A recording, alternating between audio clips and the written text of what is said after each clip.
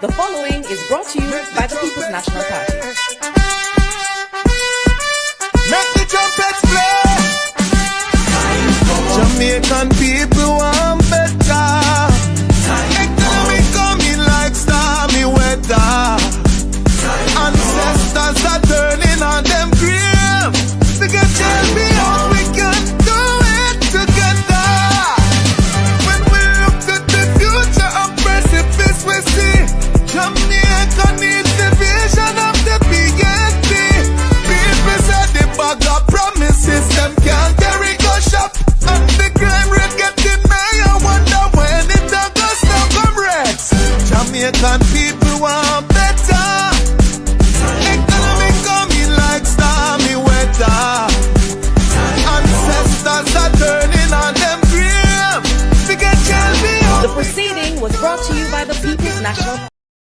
The scale of dealing with anti-corruption issues. So there is a learning curve that we are going through. What is important is that the government supports the development of the institution so it can accelerate very quickly on that learning curve and provide the resources so that they can move very quickly on the learning curve, and that the government does not intervene or interfere. And that message goes to the opposition as well. Leave the anti-corruption and policing agencies to do their jobs. I know why you come to me with that foolishness, you know. You elect a prime minister, and is a prime minister run the country. It is time we learn to hold our leaders accountable for their actions and stop making excuses for them. Stop making excuses. Otherwise, go elect the people who really run in the country. And I don't want the right stand that stupid argument. Hold the people you elect accountable and stop making excuses for them. Hello, welcome. Happy Friday. Happy Friday to those in television land. Happy Friday to our silent supporters. Happy Friday to those in the chat. Thank you so much, as usual, for your continued support. Really appreciate each and every one. We understand that you could have been elsewhere, but you chose to be with us, so we are grateful for that. Hoping everyone is looking forward to some rest on the weekend. Today's topic is corruption enablers with Baron and Anne-Marie. Not sure if we're going to be joined by Melting Pot this morning, but definitely later. Remember to share us out if you can, and thumbs up the live stream as you come in. That will be greatly appreciated. Let me just go ahead and welcome those in the chat. Sushana Young, Carla Evans, Dorothy McCoy, Beverly, Dovo Van Leng, Beverly, I did say Beverly already, Patel Cruikshank, Richard, Laris Beckford, Madge, M. Knock, and Pamela Okolo. Blessings, welcome. And special shout out to our channel members and also to our moderators. Without any delay, let me just hand over to Byron. All right, thank you for that, honey. Once again, let me say an umbrella welcome to all of our subscribers and those in the chat room, right? Blessing to you all, right? Locally and in the diaspora. This morning we'll be addressing, of course, some vital issues, particularly where the GLP so-called think tank and spin doctors, right, doing their spinning, not being patriotic to the Jamaican people, particularly where the media is concerned in terms of NNN. So, of course, we are going to bring them to the forefront, and we will definitely critique in a very constructive way, because what we are pursuing good governance that is going to be benefited to all Jamaicans. And as I said, we don't want a political party as it relates to them being in government, ruling to benefit a political party and not the Jamaican.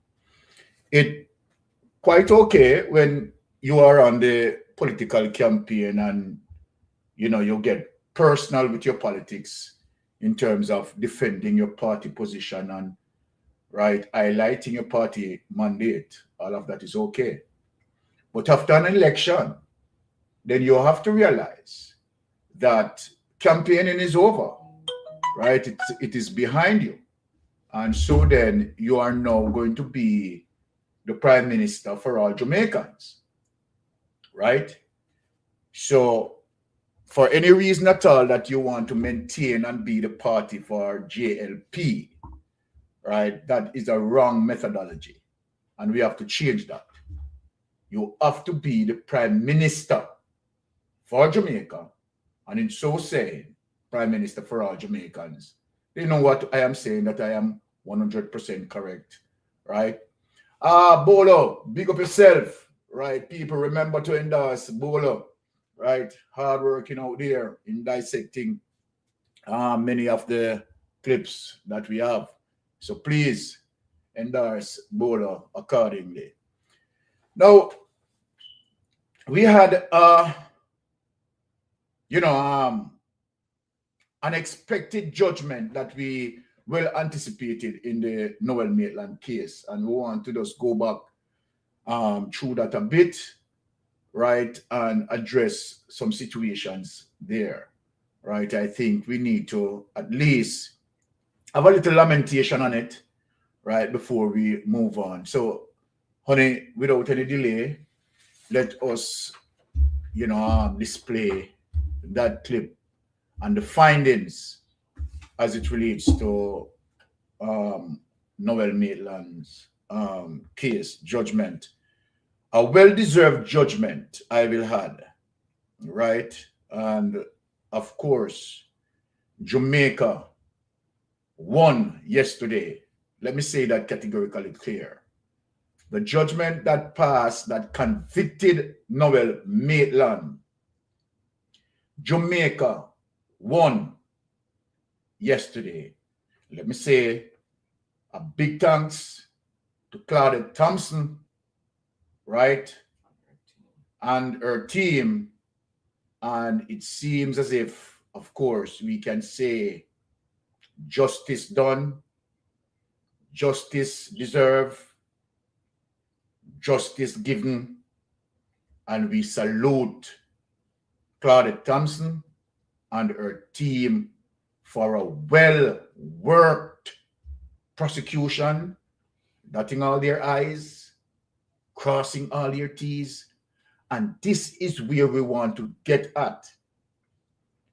Now, what we are looking forward is the prosecution of some of our politicians, right, who have found themselves afoul against the system of good governance. So let us just get into Joel Maitland situation here. Good. I may never know what happened to my daughter, Donnelly Donaldson. I may never get a bone, but justice will serve. Justice will serve. Justice in a landmark case, a stunning verdict in one of Jamaica's most closely watched trials. Tonight, Police Constable Noel Maitland convicted in the killing of his girlfriend, the social media influencer Donnelly Donaldson, nearly 4 years after she vanished without a trace. Tonight, our extended coverage, reaction from Donnelly's mother, Maitland's family, his defense attorneys, the director of public prosecutions, and what happens next as sentencing now looms. Also tonight, a grim discovery, skeletal remains found in Rockfort, what investigators are now working to uncover, and what this could mean. Plus, there's good news tonight, a powerful story of perseverance. Once unable to read, selling newspapers at a busy traffic light, now a supervisor, business owner, and provider for his family. How a boy from St. Catherine turned hardship into hope and the lesson he says changed his life forever. And there's more good news tonight. A rescue just in time. Abandoned puppies clinging to life in a Kingston gully, and the stranger who stopped, stepped in, and saved them when no one else would. Welcome or welcome back to Jamaica News Page tonight. News that keeps you connected to what's happening across Jamaica. And we're All right, and for Jamaica News Page, let me say thanks, right, for this clip on paper, right. We can for those who wanted to go and follow Jamaica News Page for this particular display, right, please do. All right, go ahead. We're all powered by viewers just like you. We've got special rewards just for you. When you become a Jamaica News Page member, you unlock those rewards you love, including a loyalty badge next to your name in the comments, shout-outs for your birthday, anniversaries, other special moments, and so much more.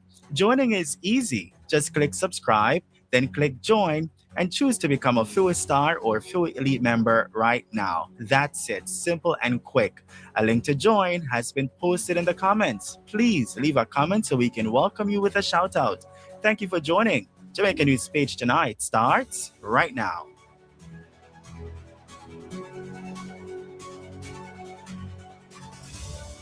We begin tonight with a landmark verdict in one of Jamaica's most closely watched murder trials.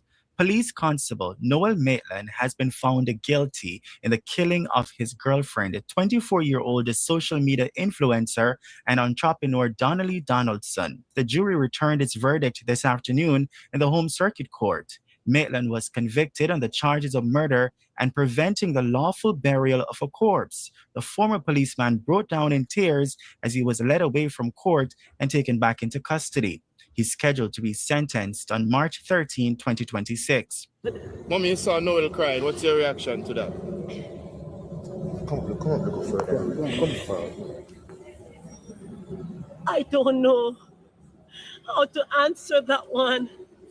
Tears our language for even the murderers. God understands. He knows why he cries. He has been crying from day one.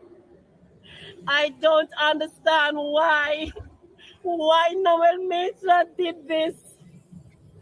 But God knows. I don't want to comment much on him. But I know one day, Noel, even 100 years behind bars, you will tell me what happened to my child. Did you doubt that this would have been the outcome? I have no doubt, because I firmly believe in God. And I know God was going to give me justice. I went through this without doubts.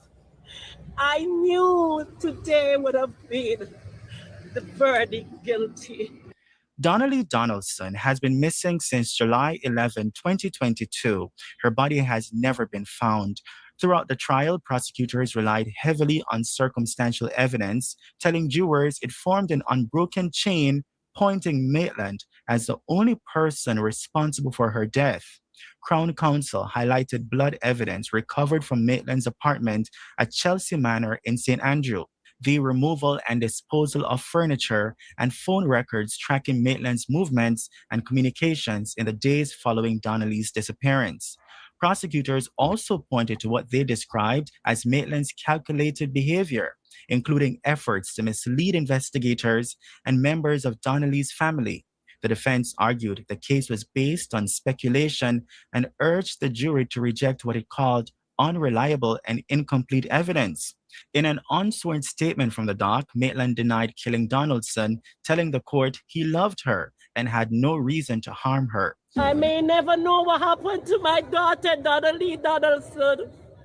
I may never get a bone, but justice will serve. Justice will serve. And I will fight to the end, and this is not the end. Because there is a higher God, authority. Yeah, let me just make my, quick,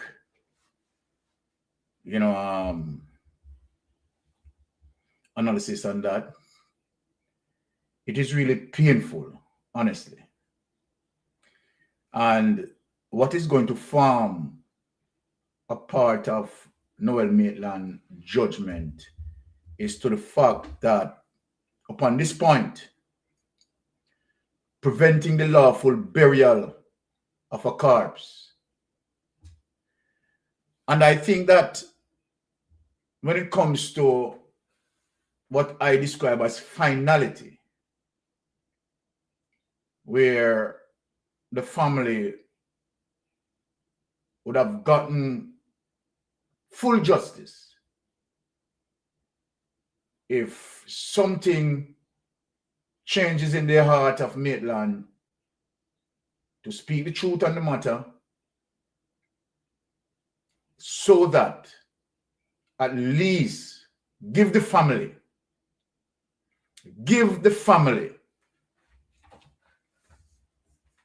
right, a final justice in having the opportunity to bury their loved one. I am speaking here today because I think, I at least want to send a message to Maitland himself that, look here, you have done what you have done. The evidence is overwhelming.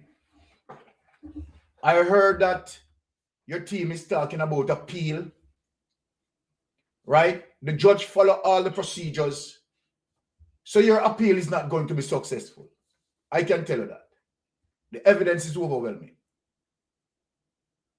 So then, at least, give the family some relief, Maitland. Give the family some relief.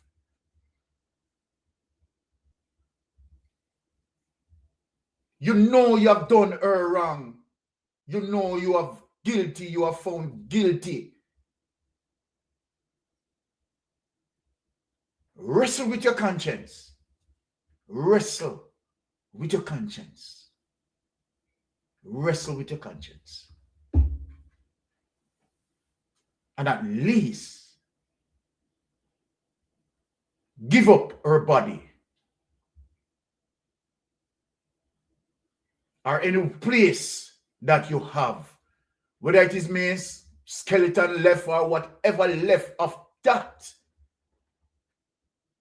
The family want to have something where they can go, and of course they can have a good burial.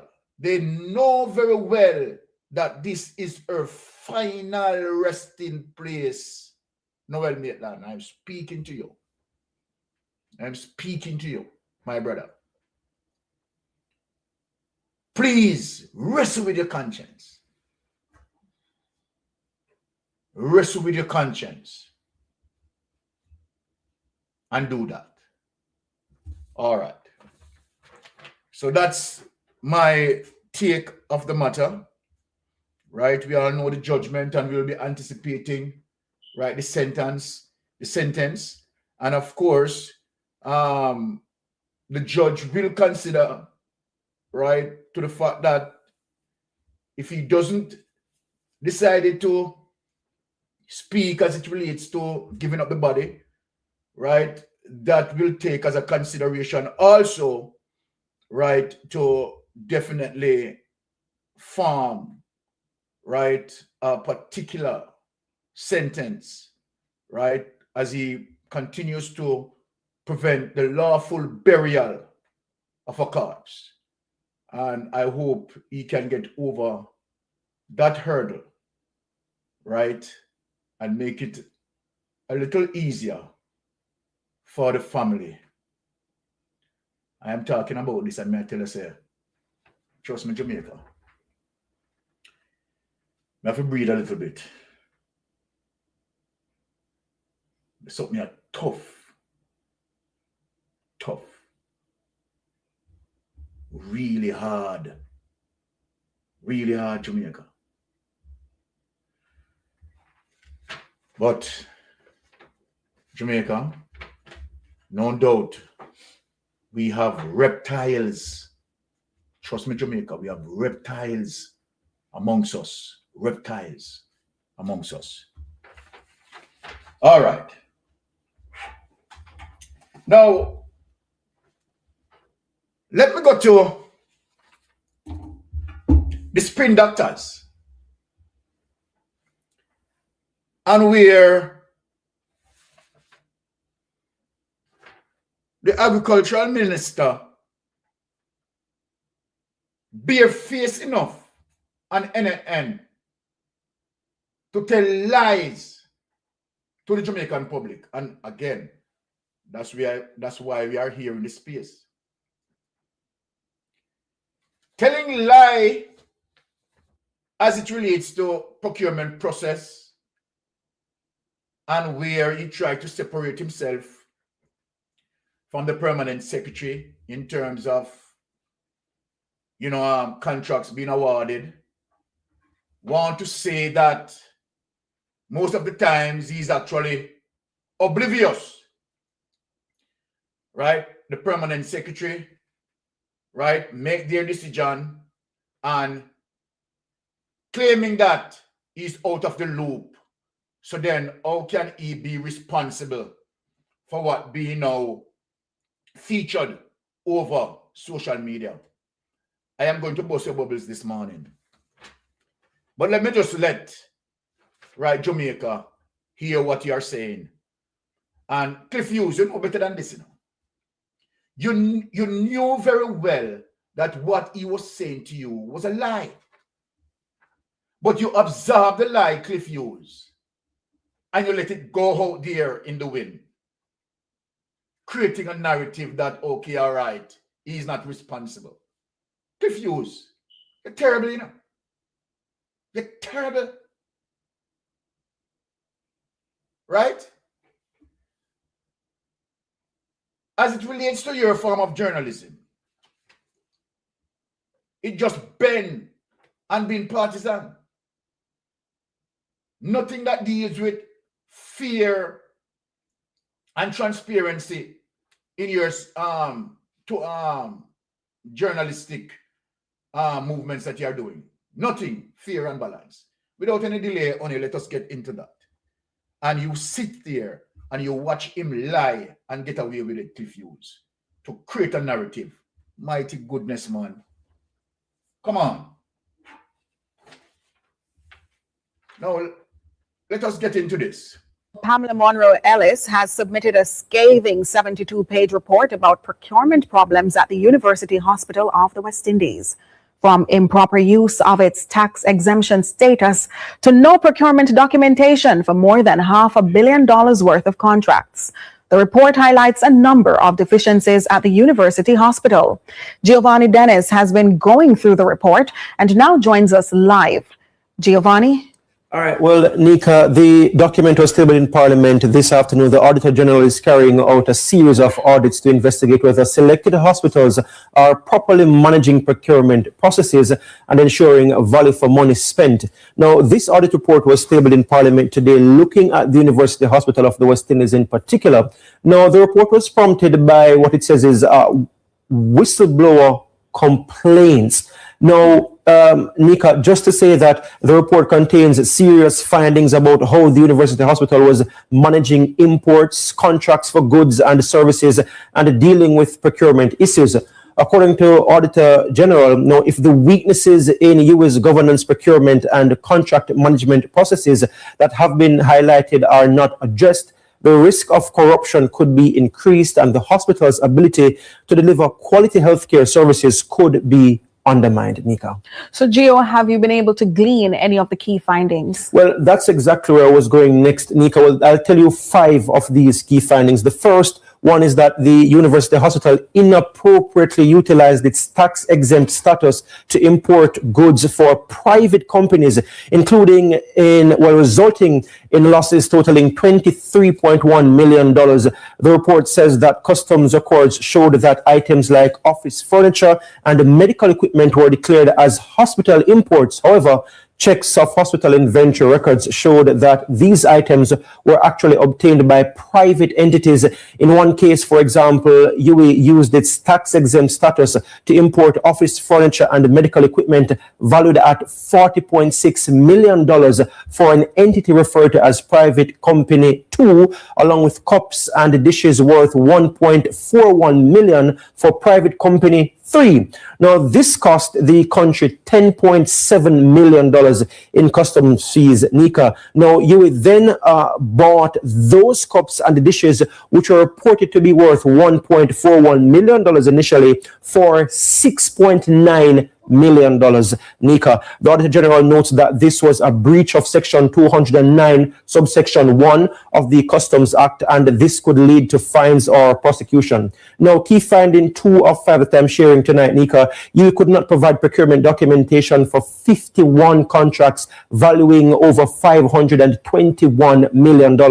This documentation included requisitions, tender documents, bid submissions, evaluation reports, and procurement records.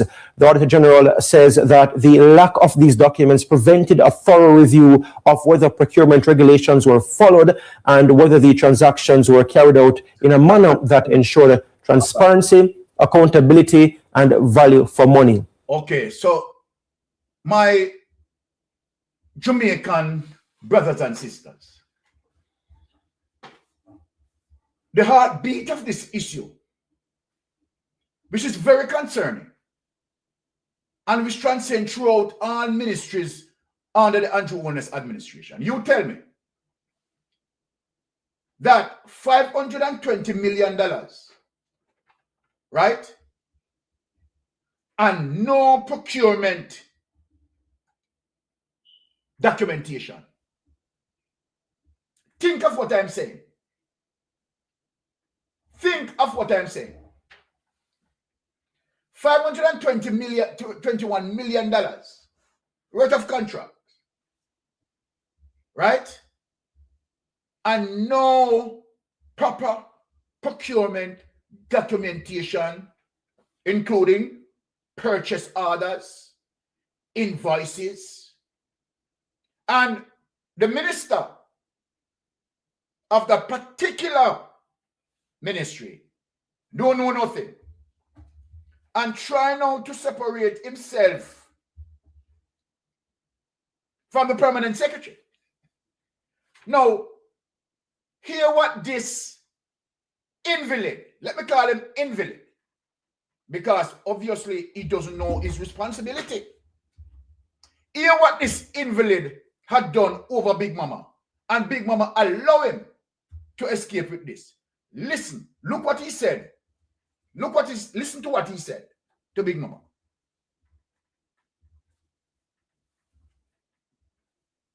The Auditor General's report on your ministry saying that $870 million worth of contracts were not properly reviewed by your procurement committee.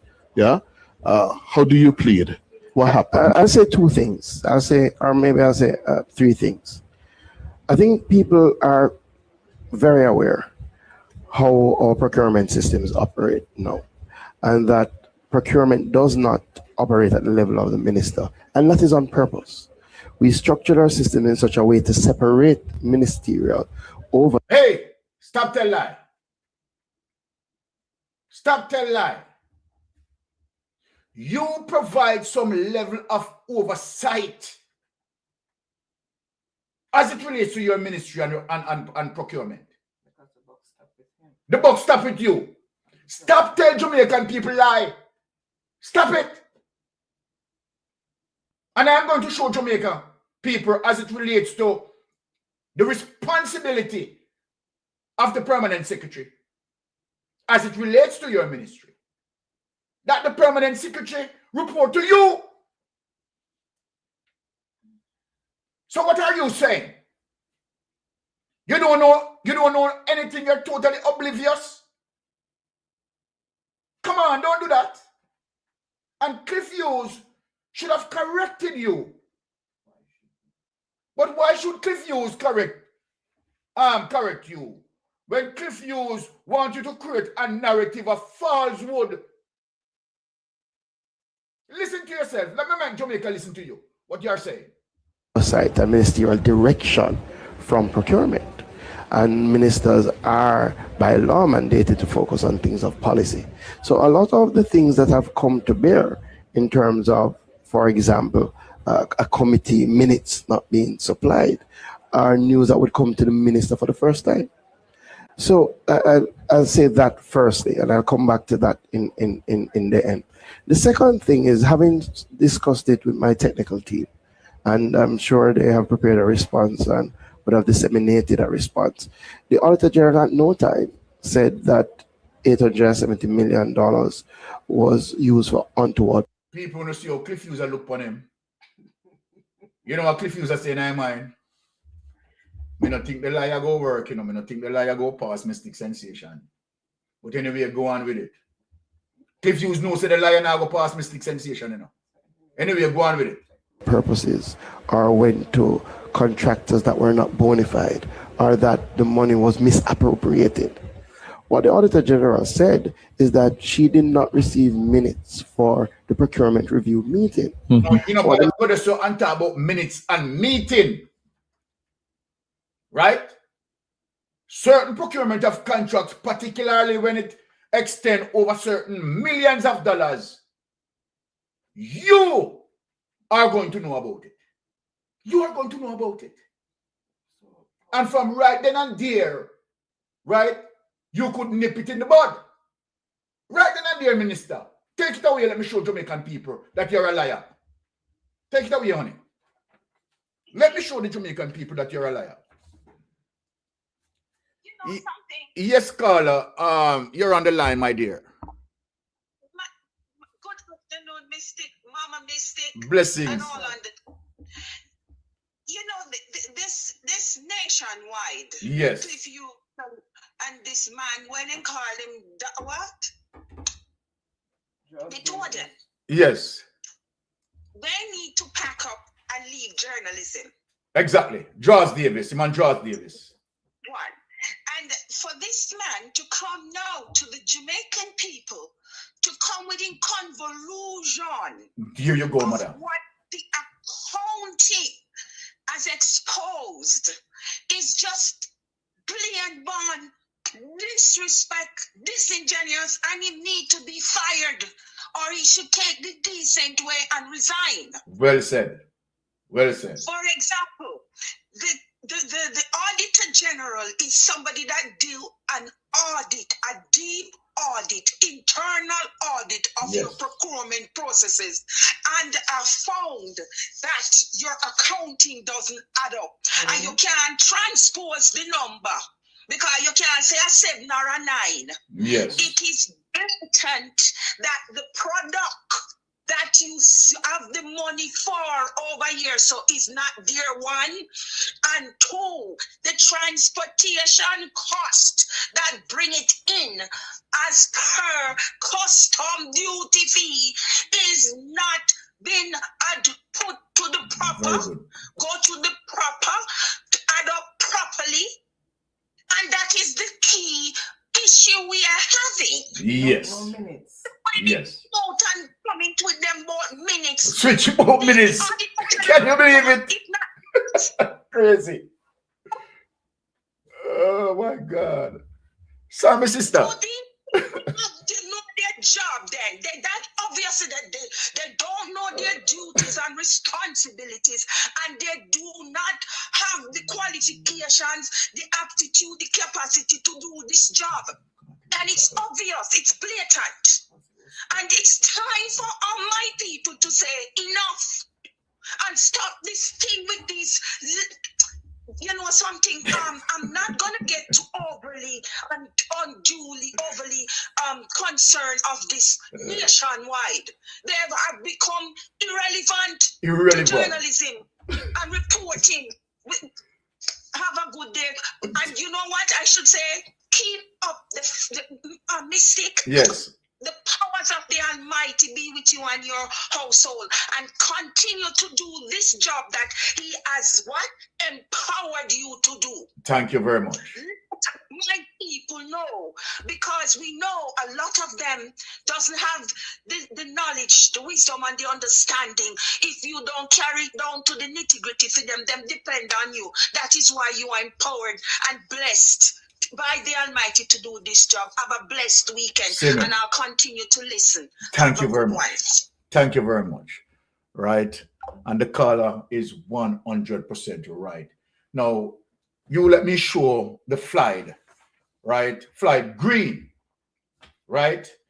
And let me lead him to his responsibility if he doesn't know. Now, Oni, bring up the document, because that is not going to pass me. I'm not going to allow you to get away with that. Here it is, Jamaica.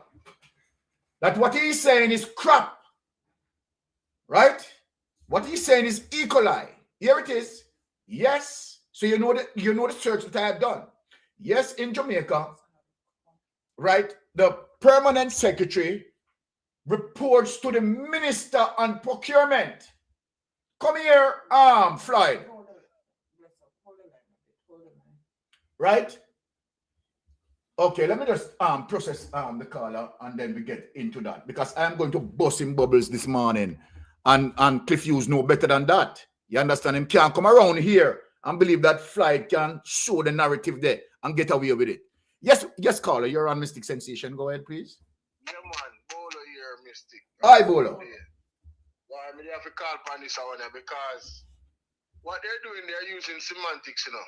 Yes. The Auditor General cannot say definitively that anybody stole any money. Yes. The alarming thing that all Jamaicans, well thinking Jamaicans must understand is that if there's no paperwork, the ability to steal money heightens. Yes. Exactly. That's what they need to focus on. Without any paper trail, the ability to steal money. Then you have to ask yourself the question, why is it that a JLP government seem to always be in this side where you don't have proper paperwork for years and years and years? And it's a consistent pattern.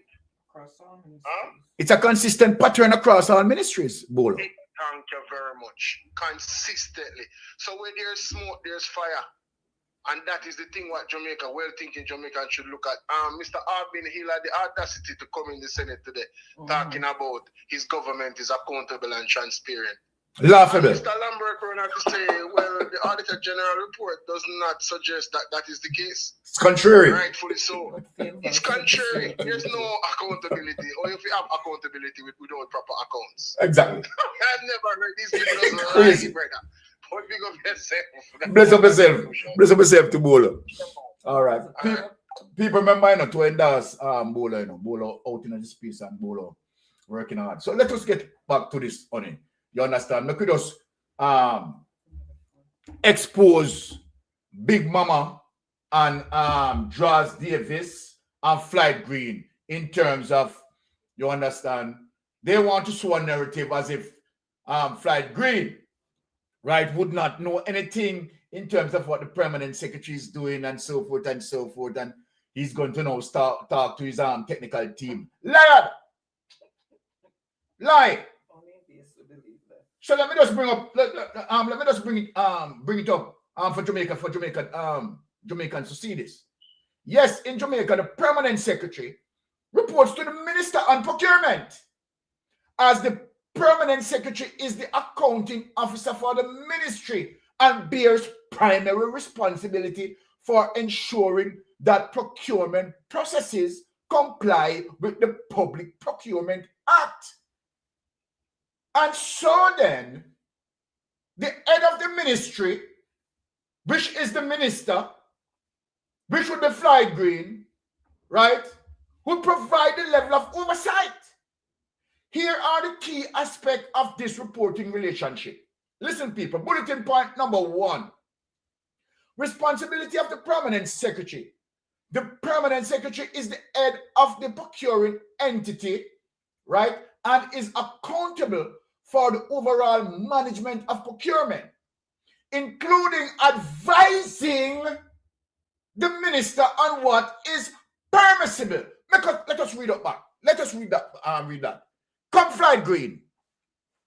And Big Mama, you need to stop this. You need to, Big Mama, listen to me, you and Draws Davis. At some point in time, you guys need to do an introspection.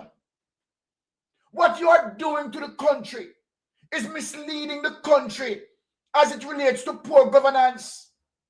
You are not, as a media house, not owning your party, your political party, the choice that you made, because, of course, they allow you to rob the country's revenue. Look at that thing, man.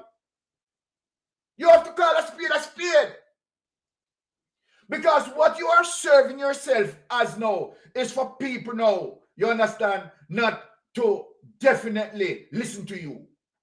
And you are losing your supporters because they know very well that now you are not a trusted entity anymore. You allow them to come on your station and spoke lie as if he has no knowledge in terms of what the permanent secretary is doing. And deflect, talking about minutes and meetings. Minutes and meetings. Here it is. Bulletin point number 1. Responsibility of the permanent secretary. So come fly. If you don't know this, come look this.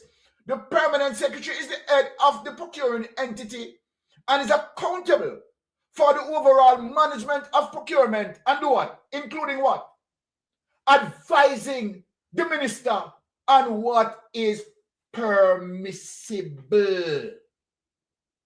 Have you heard that? Role of the minister. While the minister exercises general direction and control over the ministry, they do not manage the day-to-day procurement operations. While that is true, the ministries relies on the permanent secretary to ensure that all contracts are properly handled according to guidelines. So what this mean? This means that there's a correlationship. Let me talk to you now. That exists. That if you being the head of the ministry, within that correlationship that exists, right, to the fact that the permanent secretary do the day-to-day managing, that relationship of reporting must be done. Must be done. Let us go to 2. Let us go to the next document. And so then, you are to know. And if you are not in awareness, you are not supposed to be there. You are not doing your responsibility. If you are not in awareness, then, sir, you are not supposed to be there. Reporting lines. The procurement committee within a ministry makes recommendations to the head of the entity, which is the permanent secretary, who in turn ensures compliance and reports on procurement what? Activities. Accountability, which means she is going to report to who? Who is she going to report to? She is going to report to the minister. I want people to understand this. The procurement committee within a ministry makes a recommendations to the head of the entity, which is, in bracket, the permanent secretary, who now in turn ensure what? Compliance and what? Reports on procurement activities. And who you report to? You report to the minister. You report to the minister. Now, accountability. If procurement procedures are breached, the permanent secretary, as the accounting officer, is held responsible. So we are going to hold your permanent secretary responsible. We are going to hold your permanent secretary responsible, and in extension, hold you responsible. In short, the minister is responsible for policy, right? But the permanent secretary handles the operational accountability, including reporting on procurement to who?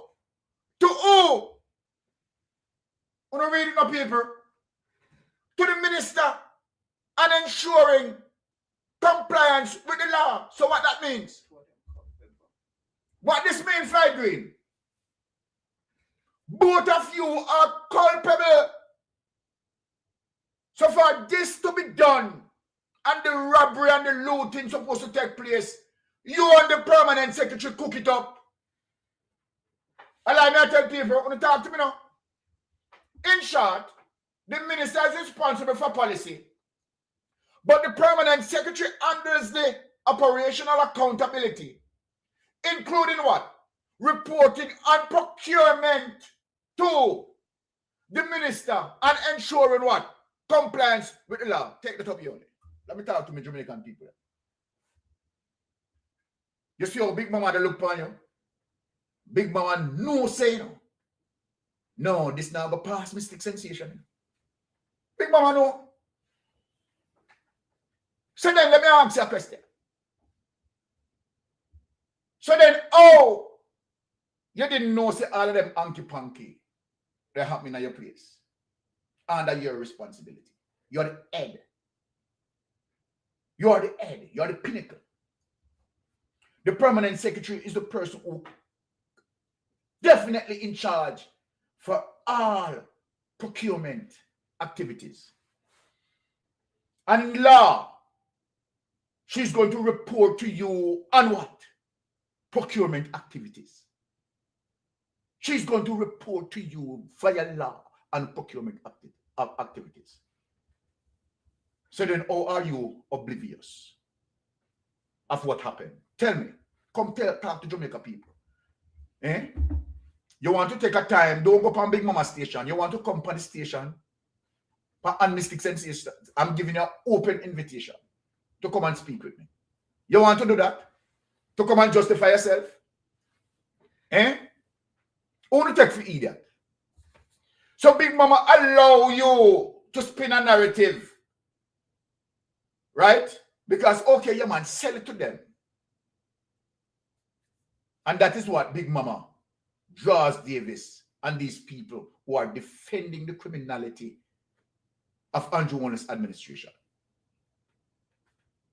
Let me tell Jamaica, every ministry supposed to have a permanent secretary. And every permanent secretary report to the minister on procurement. So then, if any robbery are going on, both the ministry, both the permanent secretary and the minister, right, have to know about it, you know. Jamaica, I'm making no wiser. Particularly when it comes to certain, all right, let me break it down for you, Jamaica.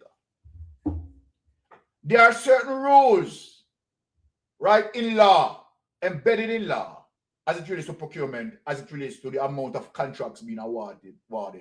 When it comes to, there are certain cap, right, where if it is under, said, $5 million, right, I think the permanent secretary can do that alone, right, authorize that and so forth and so forth. But beyond, don't quote me on it, because I should have do the time in taking, in researching that and bring it, so you can understand the specificity of what I'm talking about. And when the threshold, the contract threshold, is over a particular amount, I think it is $5 million. But as I said, don't quote me on that, right? Both the permanent secretary and the minister have to sign off on it. Have to sign off on it, right? So then, Flight Green, you don't come out and shape a narrative in the public, right? You have to answer for this. You have to, right? So then my question to you, as it relates to all those contracts, you're not in awareness? Is that what you want to tell people in terms of what you're saying on Big Mama? You're not in awareness? And you didn't see the fault then to have them corrected? Huh? No. The permanent secretary responsible as it relates to protecting the policy that centers around all procurement. And as a matter of fact, should advise you, right, on any possible breaches. So then my question to the permanent secretary, you didn't identify those breaches? No, you did not identify those breaches. 3 million is what they can approve Right? Okay. You want it? Yes. So why if you just bring it up, and I want to make sure I'm edify my people so the people understand and follow me in terms of what I'm going to show you what the permanent secretary, right, can do, and the responsibility where the permanent secretary and the minister have to sign off. And you see the totality of what involved here. So let wifey just bring up that for you. Thank you, wifey, for that. So you don't come, you understand, and try believe that you can go around, right, a mystic sensation. You can't do that. See it here. Permanent secretaries in Jamaica cannot unilaterally approve large contracts without competitive bids. However, they can approve direct contracting for a limited amount, example, up to 3 million in certain contexts. See the people? There it is. There it is. Evidence. And here it is. Key procurement threshold and rules in Jamaica. Direct contracting single source allowed under specific justified circumstances, but typically requires proper documentation, and threshold for this are increasing, example, from 1.5 million to 3 million. So then anything above 3 million, of course, the minister might have to sign off on that, boss. Right? Take that away, honey. And, you know, glad for that research there. So when Cliff Hughes make you slide away with that, that is disingenuous, Cliff Hughes. Right? That is disingenuous. And as a media source, right, what is your objective, Cliff Hughes? Is not to, you know, do your investigation and making sure that the information that you are imparting to the society is true, balanced, and fair. That is not your mandate. I'm just asking you, Cliff Hughes. That's not your mandate. Your mandate is to politicize the issue, spin, because, of course, if you keep this party in power, right, by telling lies, deflecting, misinformation, disinformation, right, you will be able to get away with all the government tax revenues. And so then you will, but through hell and water, right, you will make sure you do everything to have this government maintain power. Because if the other government comes in, right, it might be the close of day for you. And so then, as a result of your criminality, Jamaica must suffer. That is your mandate. Okay, I'm going to deal with you. Now, let us show you again the danger when you have media like Cliff Hughes, right, gone rogue, right, and becomes now what we call a political operative. Now look at this. And exactly, his license needs to be taken in terms of what he has been doing, right? He's operating contrary to his license, right? He's now becomes a full-fledged political operative. Now, let us look at this. No objective to be fair and balanced,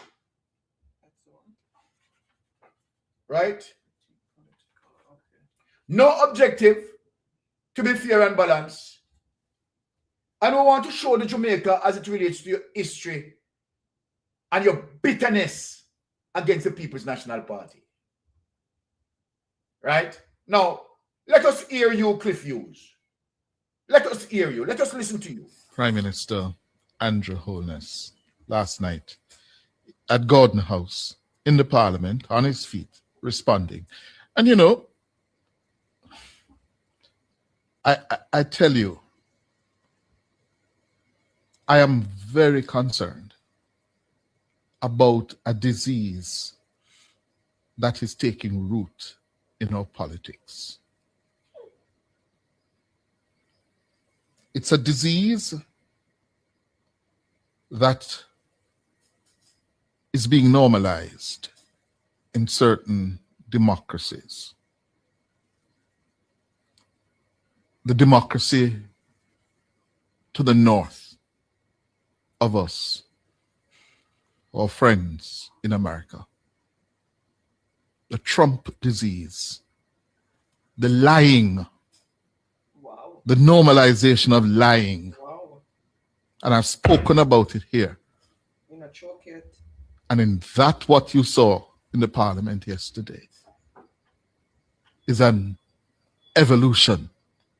So those kinds of lies that are peddled, especially on social media, we see the opposition now legitimizing it in the parliament.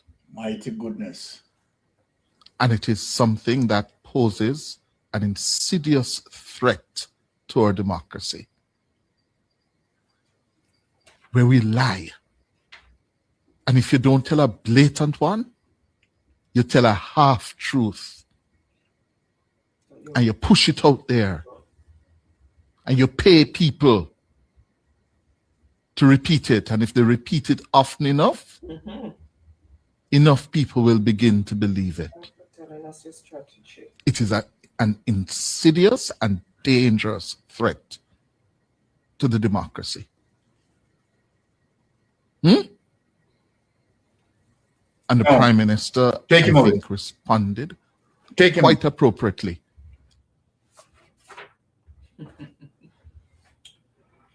So let me just summarize what you are saying. That Mark Golding, let me shape it for you. That Mark Golding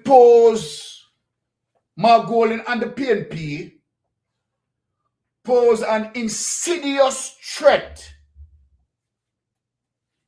to the Jamaican democracy. Because Mark Golding continues with his series of misinformation, series of disinformation to bring down the Jamaica Labour Party administration, particularly the Andrew Holness-led government. And Mark Golding and the PNP are paying vloggers to continue their misinformation and disinformation. Now that you say, Cliff Hughes. Now that you say. Now, let me come to you. Let me come to you. This is a Jamaica. Cliff Hughes, first thing, do you have any substantial evidence? Because I know some are going to pay me, you know. I have never, believe it, I have never meet with Mark Golding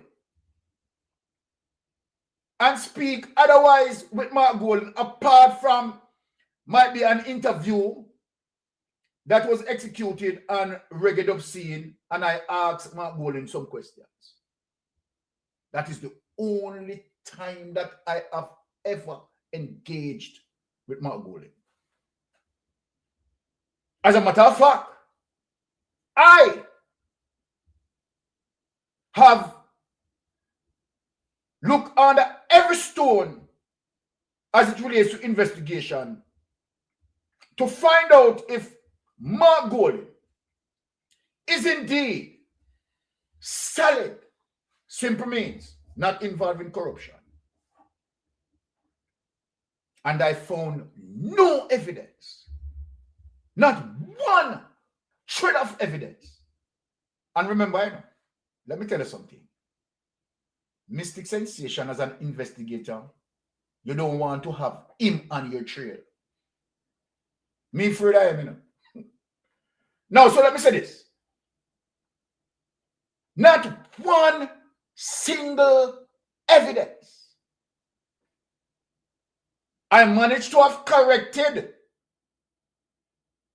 a statement made by Zara Burton that when Mark Golding, right, dealing with his business, he was not in politics. So we investigated all of that and found Mark Golding to be credible, reliable, truthful, and this is a leader that we want. Not only that, not only in terms of my investigation that back up Mark Golding's credibility, but let me tell you, Jamaica, the Integrity Commission investigators have done similar investigation. And what? They found Mark Golding to be credible. Let us give the example. He is the integrity boss. Every statutory declaration that Mark Golding submitted, I'm going to show you how disciplined the man is. Mark Golding submitted every single one of his statutory declaration on time. People listen to me. On time. Not only that, he submitted his statutory declaration on time. Every single statutory declaration that Mark Golding submitted, certified. Let us go to the man who you are defending. Let us go to the man who you are defending. Every single statutory declaration that we now discovered, he lied about. Every single one of them. From 1998, as way back as 1998. Lied.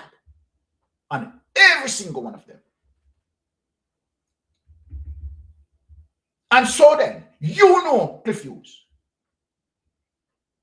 that under no circumstances, when Mystic Sensation I tell you this, that Andrew Ones can justify his wealth. You know, Draws Davis know. But this is what you are saying. Am I done that? I that the done they make me survive. I that the done they make me deny the Jamaican people their benefits. I that the done they make me rob the country's revenue. I that you the saying of Cliff Hughes. That is what you are saying. That is what you are saying. That is the done that make me eat food. That is the done that caused. Just listen to what I say now, Cliff Hughes. Listen to what I say now, Cliff Hughes. That is the done that work with Dushyant Savadia to do what? Laundering, thieving money, money being robbed from taxpayers, as if Dushyant Savada have any basis of legitimate source of funding. Dushyant Savada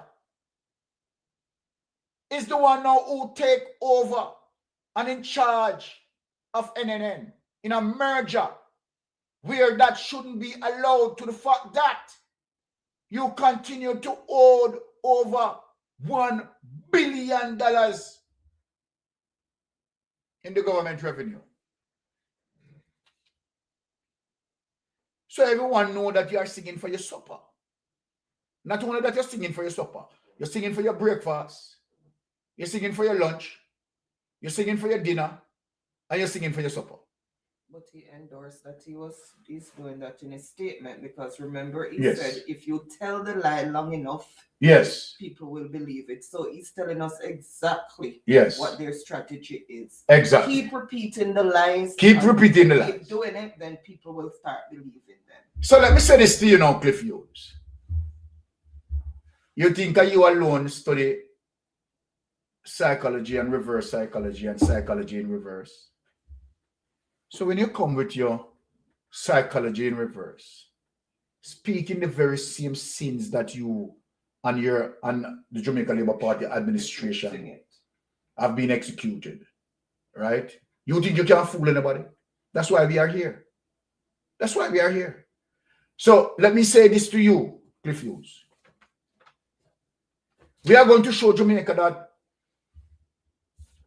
not only just know that you have not been credible, you have a history of you not being credible. You have a history of vendetta carrying for the People's National Party. Because of what?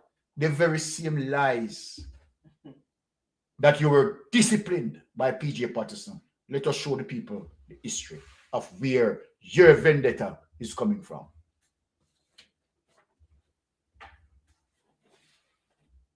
There. Now here it is, Jamaica. Here's the evidence. So I want people to understand where your vendetta is coming from. The sort of misinformation and disinformation, and where you get slapped by your mouth by PJ. And you have to pay for what you have said as it relates to your misinformation and your disinformation.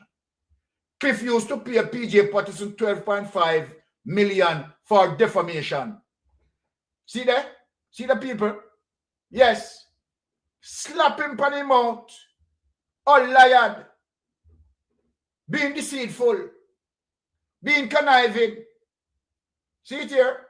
Kingston, Jamaica, the Supreme Court has ordered journalist Cliff Hughes to pay former Prime Minister PJ Patterson 12.5 million in damages resulting from defamation to his character. The court made the ruling a short while ago and has awarded interest, which legal watchers have said could take the figure to at least $20 million. And this is a care for the PNP. Patterson had sued Hughes, who had the news station nationwide, in May 2010, claiming he had been defamed and seeking millions of dollars in general aggravated and exemplary damages.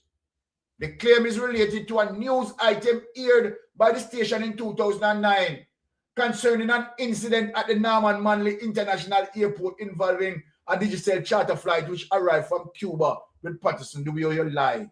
You understand? Jumping at the people and business and ready to tell you a lie. You understand? You get slapped by your mouth. Slap by your mouth. Total slap you get by your mouth. Right? But me tell you something, you know. Cliff Hughes, you're going to get more slap again. Mr. Cliff Hughes, trust me. Cliff Hughes, you are going to get more slap again. Line up yourself. You and Josh Davis. May I tell you, may I talk to the two of you? You're not going to stop until you get slap again. No. So then let me ask you, Cliff Hughes, how credible are you? Huh? You have history and you have evidence. And we show the people. Okay. Now, Jamaica, I could just kick back a bit and think of this. Me hear Dana Morris in the Senate today. Right? Rolling out policies in terms of education and so forth and so forth and so forth. Dana Morris, please consult the political history. Do you know, Dana Morris, that the Jamaica Labour Party is the party that attacked our education system and wrap it from 1954? From 1954. You never know that, Dana Morris. Jamaica Labour Party has never done nothing good for education. Why do you think Dana Morris, who will read, is in front of the court? Because the education ministry, millions of dollars, billions of dollars, is one of the ministry that most of the money, most of the budget, a good chunk of the budget, right, flown through. And so then, for corruptors like Andrew Holness and other people of the Jamaica Labour Party rob from the education ministry. Now, watch this. So when you're coming out with your policies, those are policies of facade. Your PR is not going to work. Right? I want Andrew Holness about something, you know. Remember, Andrew Holness, that the People's National Party now control the PAC and the PAAC. And I'm telling you to be careful in terms of what you are planning to do. All of the money that being robbed up as it relates to the $3.8 trillion. This new set of money as it relates to IMF, right, assisting us, and other people assisting us, and any attempt to try to take these monies to try to fill the gap of your damage that you have done pre-Melissa. We are watching you. We are watching you. We are watching you. Remember, you don't have the PAC and you don't have the PAAC. And remember, Pamela Monroe is on the mission. Checks and balance. You are not going to be able to try funnel money from this to try shove into the gap that you had created with your thievery, with your corruption. And we know that you are trying your best now to do that. And by so doing, sabotaging those who need to get the benefits as it relates to the hurricane relief and the rebuilding. You coming up with bureaucracy to reduce as many not to be benefited, because that is exactly what you're doing. We are watching you. We are watching you.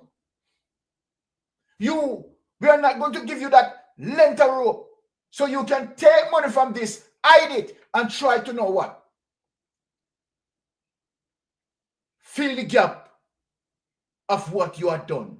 And then you come out and you spin it off like, oh, all of a sudden they were talking about $3 trillion missing and now on railway, blah, blah, blah. Because the new money now you take now and try to fill the gap. Hey, listen to me, it's not going to work. It's not going to work. We depend you like Matlock. Remember me tell you that. The opposition party, the People's National Party, please handle the PAC and the PAC properly. Don't create no gap, theme walk through. And then now, after a couple of months, him come justify and say, well, the Auditor General and them, they were just, you understand, not doing their job properly. That's why you want the Auditor General to lose. You want Pamela Monroe to lose her job. Because you want to create a lie. Eh? We're not going to make it work. We depend you, Andrew. Remember me tell you. Now, let us get into the level of criminality, because rural read money wimes thief, you can't replace it in Andrew. Yeah. And you look now new money for thief. Right? To put up to fill the gap of the old money where you thief. So the new money, we are managing, we are monitor you. ADPEM, yes. Why the reason why? No. You don't have a committee, oversight committee for ADPEM. You see what you're doing, Andrew? You see what you're doing? All right? So let me ask you a question. Why? Your statutory declaration over many years cannot be verified. Why?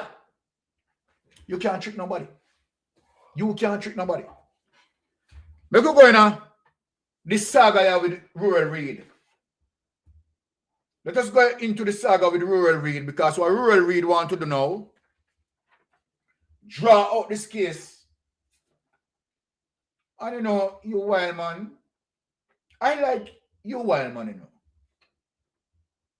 I like you wild man. But you wild man, you're not going to win the one here.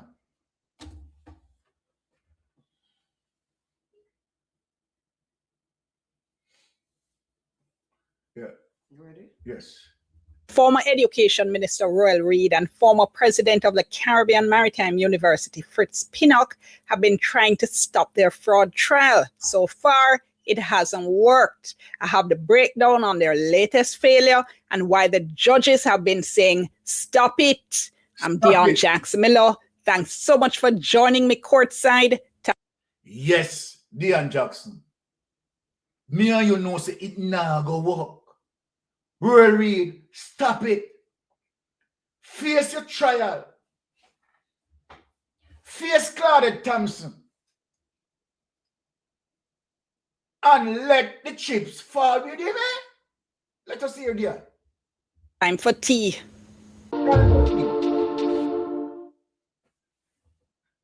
Let me say, first of all, what's been going on in this case is nonsense, all right? The trial can't go on because defense attorneys keep running to the Supreme Court every minute with one application after another. And by the way, both the Supreme Court and the Court of Appeal have been saying, Massa, stop it. Go on with the trial, and if you lose, then you can appeal. My words, not theirs. And I'll explain what I mean a little later on in this video. So this has been going on for a while, right? So a lot of people have probably forgotten about this case or certainly have lost track of what's been going on. So I'm going to give you a little bit of a timeline as well, and that explains how we got to where we are now and why the courts have been consistently saying this is foolishness. Stop it. Again, my words, not theirs. Quick reminder, October 9, 2019, police raided the homes of Reid and Pinnock after an investigation by the Financial Investigations Division into alleged improprieties at the Ministry of Education and the Caribbean Maritime University. Fraud and corruption charges were laid, all right? Conspiracy to defraud, misconduct in public office, breaches of the Proceeds of Crime Act and the Corruption Prevention Act. Now also charged were Royal Reid's wife Sharon and daughter Cheryl.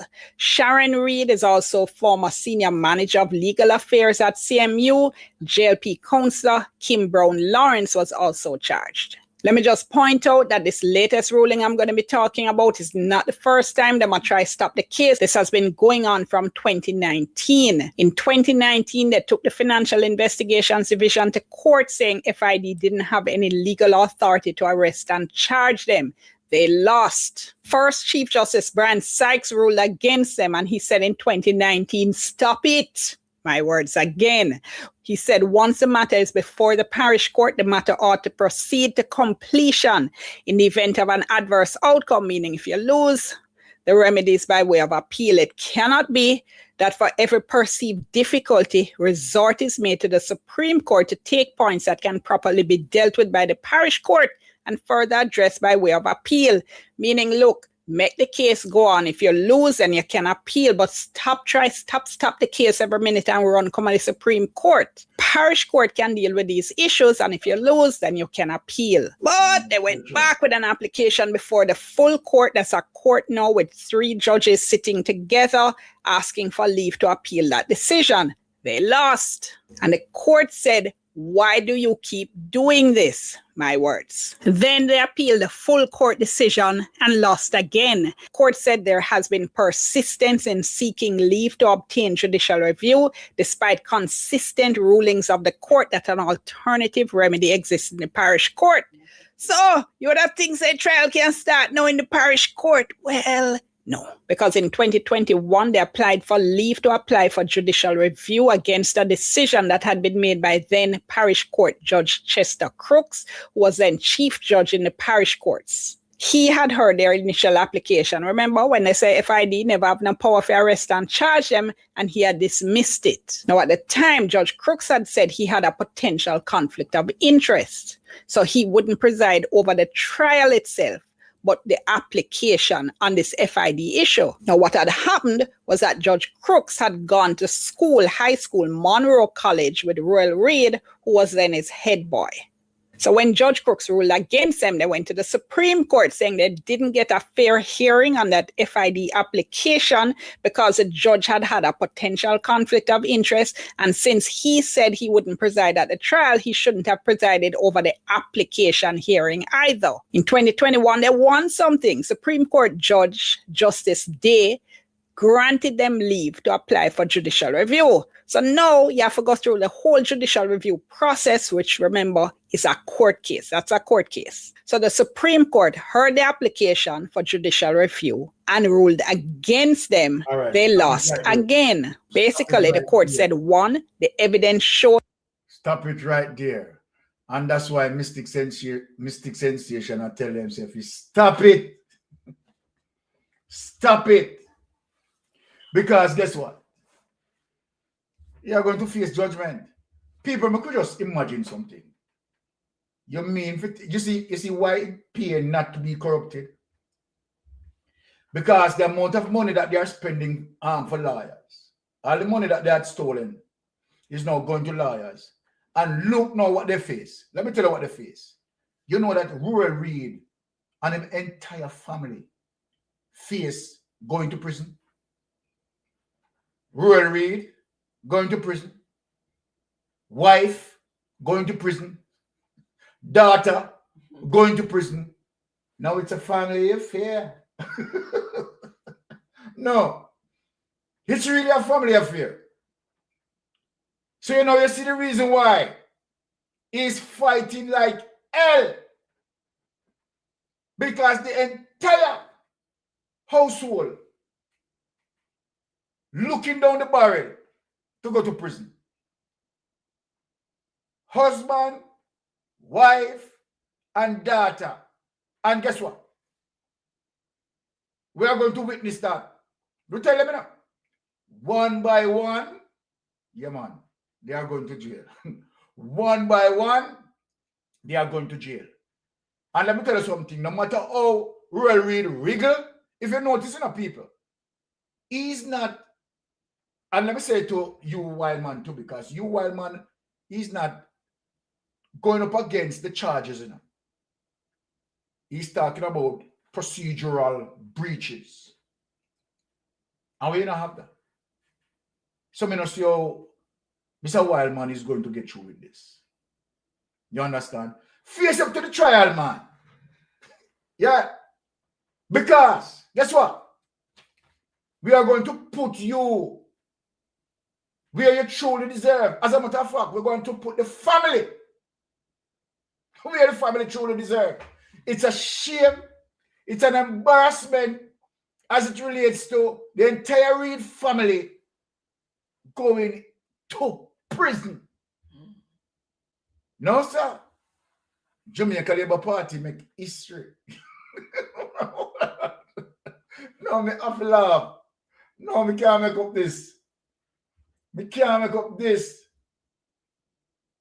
Me can't make up this. Husband and wife heading out. Husband and wife heading out. And guess what? We have another husband and wife that are going to head out. What a banger on the Jamaica Labour Party. But hold on there. Hey, you know, say no one husband and wife, and not two husband and wife, or three husband and wife, you know. Royal Reed, answer that. And his wife, and daughter, entire family. Andrew Honest, come to the fore, man. Because for once you involved, you know, Juliet automatically logging behind you, you know. She'll be going to Fort Augustus. What a bugger in the Jamaica Labour Party. This is not normal. People, this is not normal. Dalvas! Come on, man. Why you so quiet from what here? Dalvas, let me ask you a question. Is it true that you are on the extradition list? Darrell, all of a sudden we see her lose weight. No, man. Hey, Darrell, don't tell what make you lose weight now. I understand. Something I go on the Darrell. But let's talk about your weight. I mean, I ask a question if you're on the extradition list. You understand? Because see I lose weight hard, you know. And we see I use Jerry and nephew, the rope, the top boss. That not go work. You have to call the monkey man. Let me just take the call. Let me just take the call here. Boy, problem and passa. Yes, my. Good evening. Good evening, Mystic. Hi, good evening, my sister. Well, Mystic. Yes. I don't think what's going on down there can get any worse. Oh, Jesus. But it is an absolute disgrace. Oh, yes. Right on my shame. I'm not lying. Shame, but yes, it is a disgrace because even I am in England, you know, and as I said to you before, I am a Jamaican descendant. My parents were born there, but was born in England. Yes. But just listening to it here, it is absolutely appalling. Oh, yes. Crazy. It's appalling. And then them so thief and lie till them don't even know when them tell the lie. The money is gone. Where has the money gone? Where has the money gone? And you only try to spin the story to make it sound good, but you're just making it sound worse, right? Because I'll tell you something. True. What I saw the other day in Parliament, right, is not drippy favor is the minister, you know, is Andrew Holness. She only wear the title over her head. Exactly. Because she don't know her elbow to her foot heel. It's disgusting, it's appalling. And they get all this money for the Melissa the other day, right? And the people that Jesus of mercy divine, the people them is living outside in the elements, right? And to all this they have chat far. Exactly. All because him don't want to give the people them the money. Yeah? But I do feel to myself that all these countries that have given them money, yes, they want to call back for their money. Serious call sister. back for it. And yeah, and you know another thing, Mr. Mystic, I don't hear nobody say this, right? And it flashed against me the other day.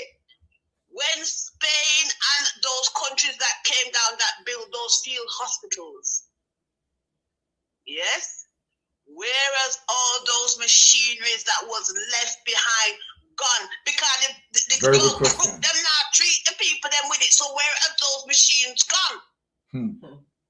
Because I know for a fact, right, those countries, they're not going to take back those machines to their country. You're right. It's too much like a baggage. You're right.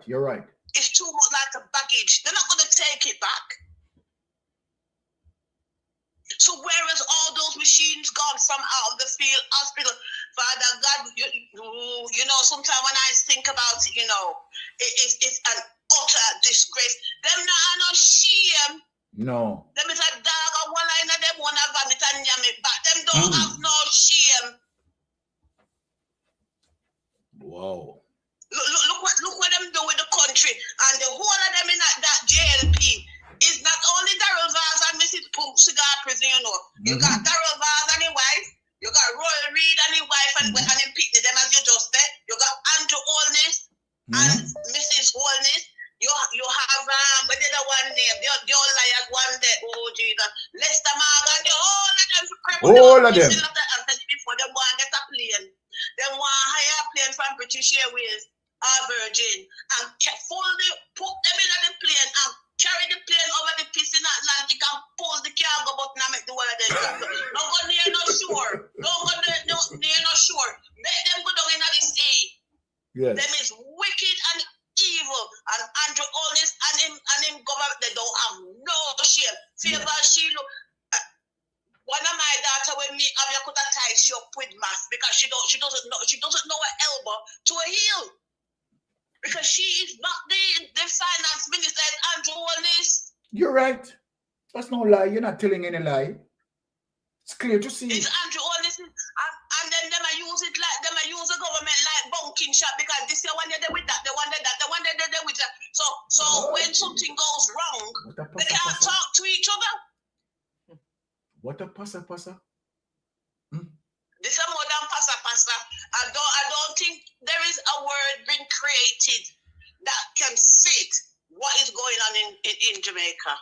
There's no word to describe. I don't think there is a word to describe in the English dictionary, because they might have it in other dictionaries, but in the English dictionary that can describe that JLP government, them is a them is a disgrace. Them is like walking dog and them one vomit. Them is a disgrace. And when them get challenged by the PMP, is like them want to kill off the people. And the one diary when she rushed Isaac the other day, it was only because Isaac diplomatic, because if it was me like Isaac Buchanan, I would have tell her, I said, give back the clerk, them their land and their money where you take away.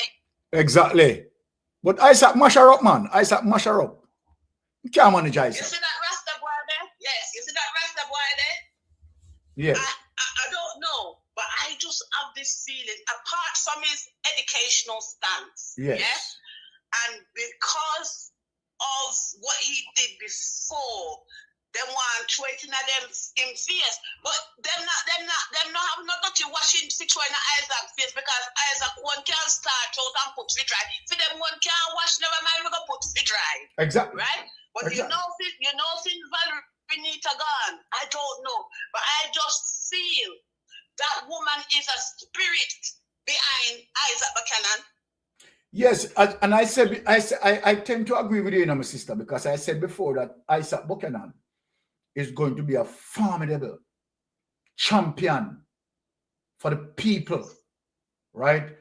And I am telling you, because watch this now, sister, and this is what Jamaican need to know in terms of how Isaac argued on the issues. Would you have that from Anne-Marie Vaz? Would we get that from Anne-Marie Vaz? Okay. She would have did that smile and show off you know what? Yeah. These people make you sit up yourselves. Exactly. Yeah. And you see that when name Travaris or whatever name him with them say I had the jewel system. Him a whole dirty liar, you know. Him a whole dirty liar. Yes, but you know what? I'm afraid that Isaac cannot lie post because you can see. Of course. Yes? And when Isaac is talking and when Isaac go into the section of the law and basically saying, well, if you look at section so-and-so, paragraph so-and-so, you will find it. It just sits there looking. Because they can't manage Isaac Buchanan. They can't manage him. But hold on, the sister. Remember where he failed with Vibes Cartel, you know, if you remember. He was Vibes Cartel lawyer, you know, and he failed miserably. And where he failed, Isaac Buchanan succeeded. So he has to, he has to honor Isaac. Of course. Well, you know, Isaac Buchanan did say that when Valerie Nita called in, because obviously she knew she was ill, yes? And she handed him the file, and he said, who is going to deal with it? And she said, you go and deal with it. You going to deal with it. And when they went after Isaac and they suspend him, yeah? Yes. That Bigfoot parlor,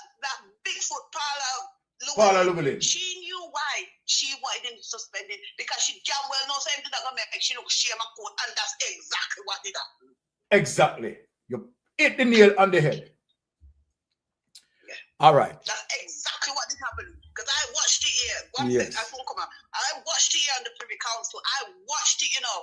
And the day when they said the judge, the Lord man said, oh, I believe the DPP for Jamaica is in court. And she did that jump up on herself like she happy.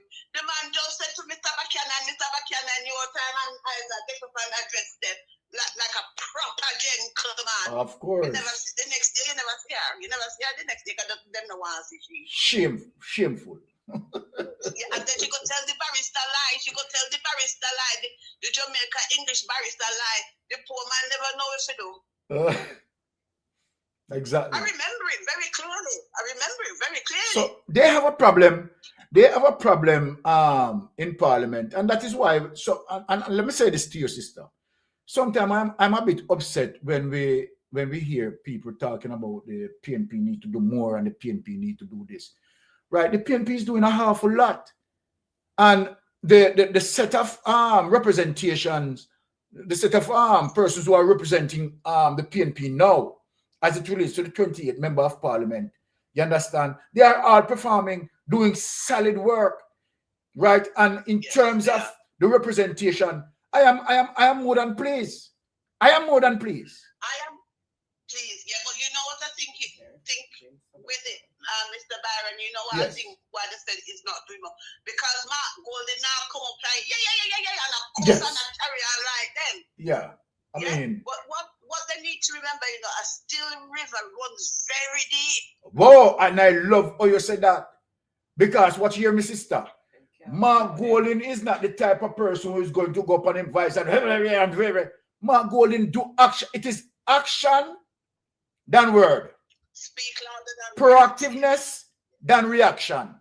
And people don't understand that. Right? So Mark Golden off there, you know your face like that. No.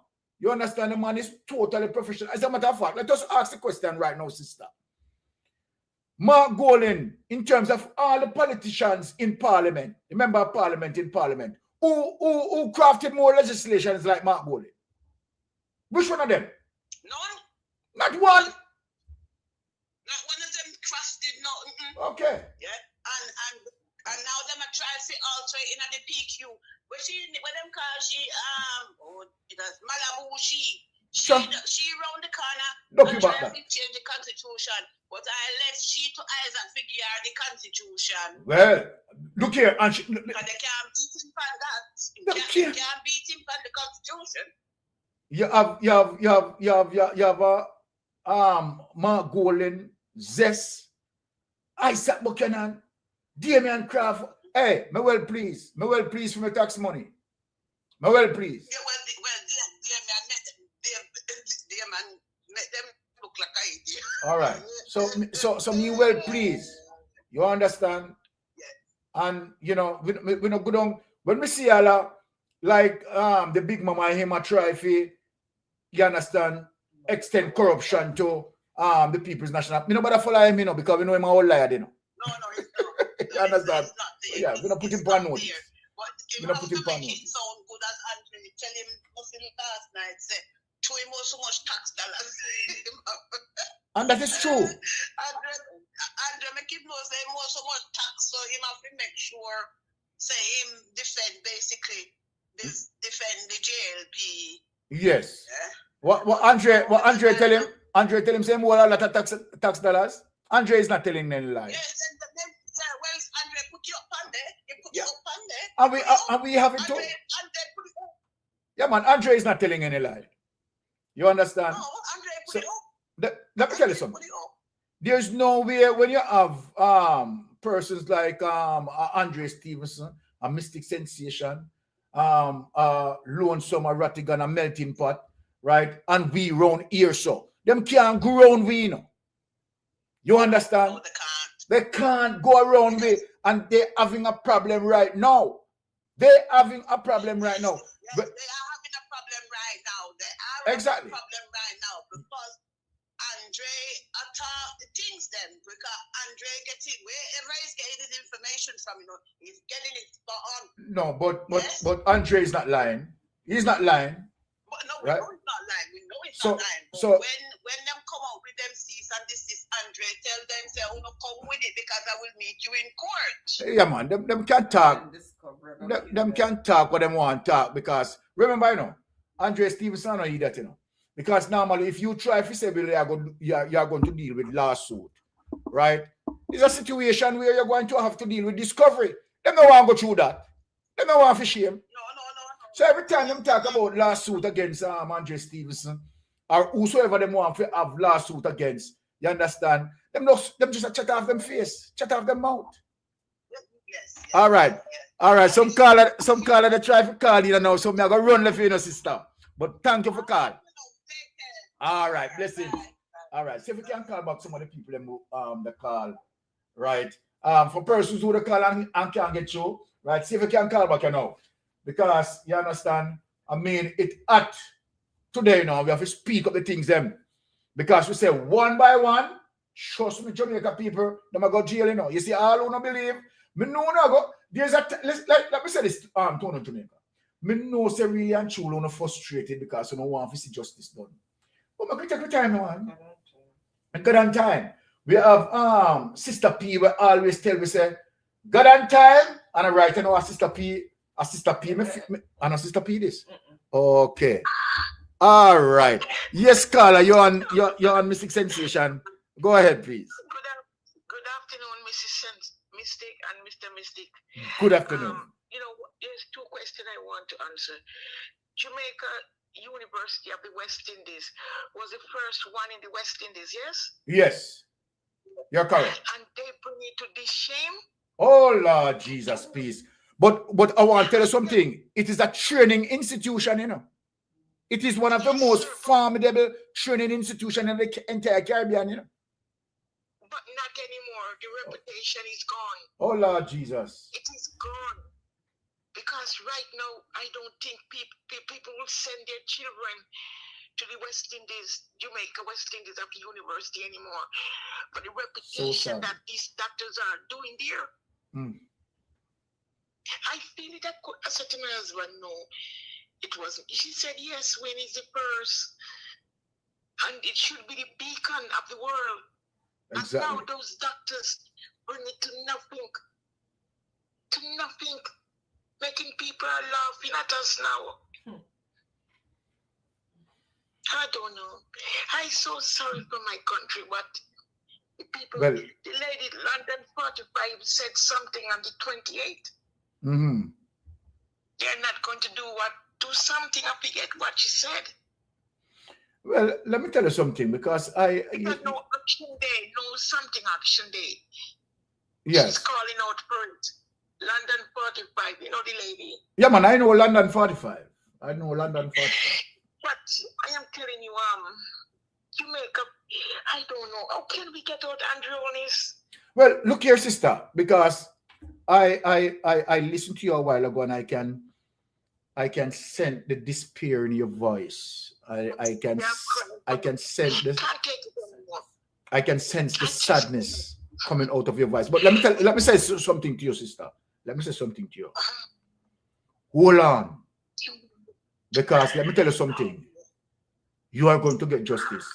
We are. Let me pluralize that.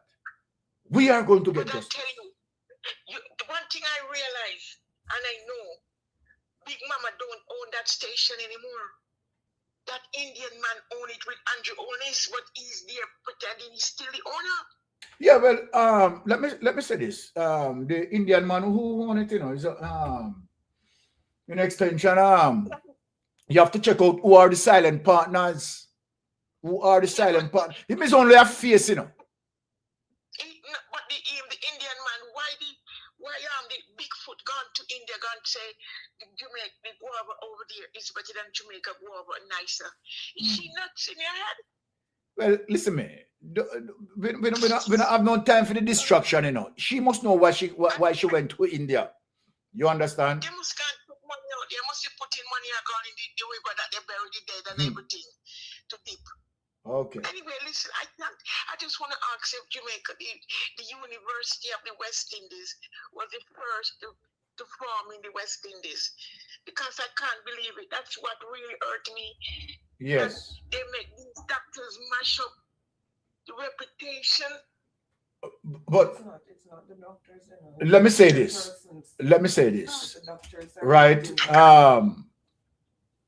They have been politically sabotaged, and in terms of not being properly funding. for their ulterior motives of criminality. Let us put out that. Sir, But let me say sir, this. Yes, go ahead. Surgical give them 75 million to do for the babies ward. Mm-hmm. Now, they never, I know they said they're going to buy a scanning machine. We have a touch. And the scanning machine would cost 75 million. Yeah, man, I rob them, I rob the people. I rob them, I rob the Surgical should come out and explain. They should have known that if the ward was not done.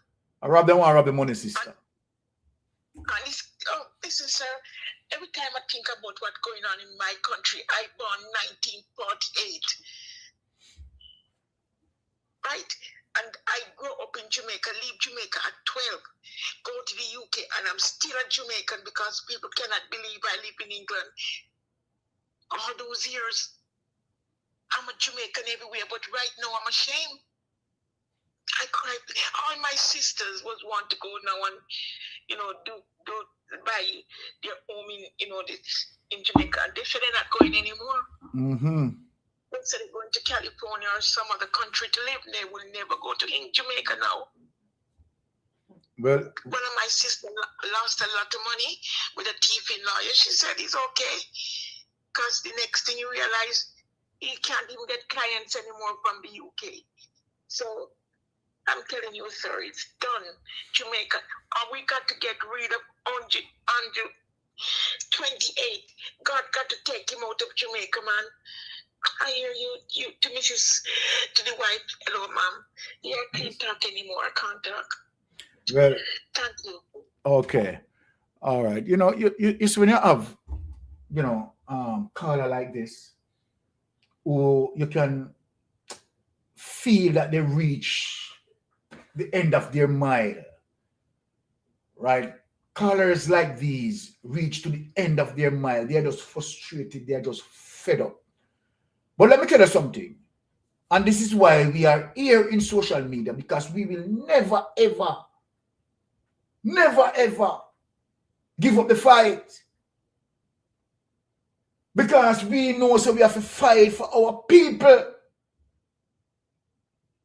And we have to expose them, and we are not going to stop. Let me say this, We are going to be here having a conversation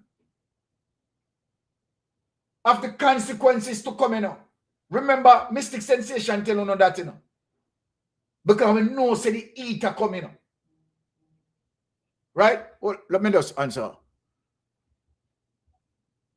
Hi, who this?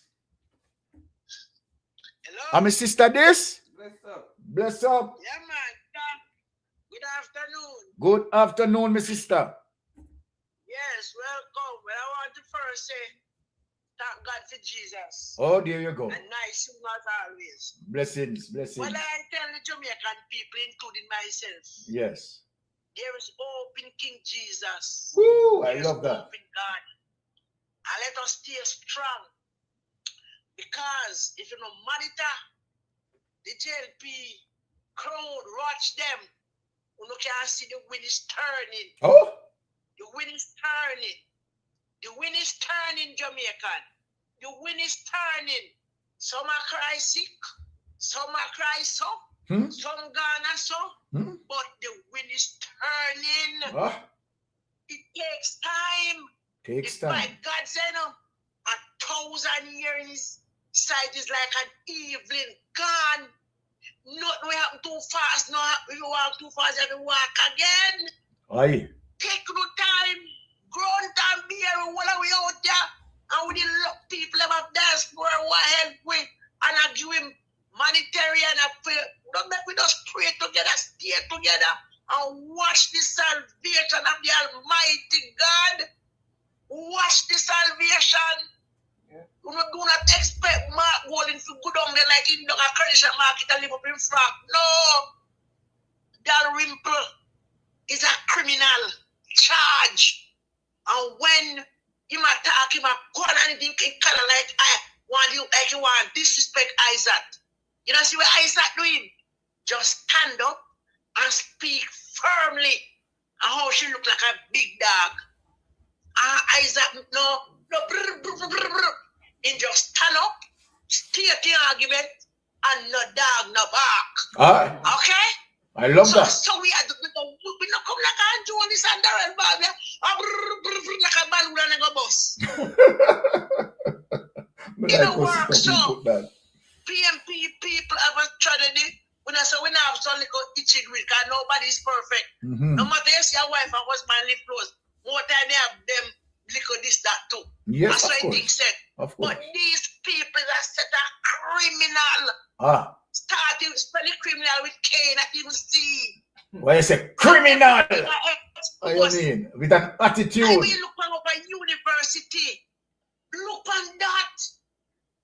Sajikor, Cornwall, Christopher Tufton. We have that too. Are you a human being? A reptile, that man. Christopher Tufton. Are you a human being? And you Cliff Hughes? Mr. Cliff Hughes, you are going to you know what before you dead. Everything happened to this country, you're a part of it. You might need the other minister, but you facilitate them to come tell lie, and you had to put the lie. And when people listen you and dissect you, you know she say, you know, wicked, you know, fool, you know, cruel to the Jamaican innocent people, whenever do nothing. The Prime Minister take 300% and him give parliamentary them. He raised this and he command people them. Look at my treat we. I have a light bill of $13,000 and I never pay so much for light bill yet. Last month I 4,000 something and he come down for you want about 200 and something dollar for 13,000. Just round up your 13 to the nearest 10. Yes. After a storm just blow, and we take up 150 million US. So we taxpayer money and get to JPS, and JPS turn round and raise light bill pound with. Wicked, eh? Them are robbery blind. Wicked, eh? Mighty God, wicked man. And when the JPS man to come, because what happened? In care, every time if you come up, it's a different thing you must say. When you not see that people, friend down jail people like I can't call van 28. I don't know him, I don't want to know him. We're cruel to we want ourselves. We're cruel to we want ourselves, Jamaican people. I used to pay, all right, before this time, on a regular basis, but I pay like 6,000. Sometime I look over 6,000 for light bill. Some call it 7,000. Round of my head. I've never paid this when storm blow. I mean, I don't fridge a plug in and 4,000 and then 12,000. And I'm alone it happen to. It happen to other people too. Why? I mean, just give me 150 million US. And you still rob me, brother. Talk it true. And nobody from JPS. Up till now, them are saying lend people JPS money. JPS, nobody from JPS no contact about the money. Well, that's a problem, innit? They're not Dixon. Since they're in our way, pussy parliament, I went there. I talk about Senate. School open, Senate, and that's the reason why the 150 million was already for school open. Dana. Talk to our Mrs. Spot. Maris Dixon. Let me tell you something. There's a man or a woman, there's a supreme being. When they call karma, God, remember me tell you, so uno are going to left GNP party and Jamaica this with the war no frack over head. See my girl then, the Prime Minister's secretary, look on the young man. When the young man asked the Prime Minister, he cut me to my core. Asked the Prime Minister a question what the needs. And she turned to the young man, said, then don't know him boundary. Out of order. Francis, you may attack. You, when the young man, our prime people, them, when we can take over this country, whether doctor, teacher, whatever they want to come be, and them are come behind, we know if we can take over. You insult the young man. And I can't tell you, boy, you know him boundary like Andrew is a God. Can you imagine? Like him a God. So You have to be careful what you ask the God said. You have to context your word. The young man was asking a question to what the nature of affect him life and others' life. And you can look at the young man who don't know no boundaries. I hope you know you're around you for Atlanta. No dictatorship. And make sure say you up the legal and high stuff in your backside up there. Huh? Look how they fling you when now you want me. They fling you. Yes, no one know about it. Don't do this. Everybody who link me, tell him all the while, you know. If you're a police, soldier, doctor, nurse, no matter who you be, want to link with Andrew, someday, sometime you have a good down disgracefully. Because the thing is that of God, it must come down. And when you see a human being can take on to yourself, God, that you know what, not more than that. A mistake, I tell you, you are doing such a job, money can't pay you, no. No money can't satisfy free work we're gonna do. Because we educate people. And education is the key to success. And when you educate, we know how to go make with choices, how to walk, how to talk, what to do, what not to do. And with that, we appreciate it. We thank you. We adore you. Right? We appreciate you. You let the time. You don't work. You take a day off. You put on sleep with your beautiful wife and relax. Share your teaching. Respect. Blessings, every my time. sister. And Blessings. I heal back. Blessings, my sister. All right. See if I can. Yeah, for persons who calling on not able to get through, all right, you can see if you can call now where that is concerned. Okay, all right. So that caller, yes, let us. All right, let us get to this caller. Yes, caller, you're on Mystic Sensation. Go ahead, please. Hello.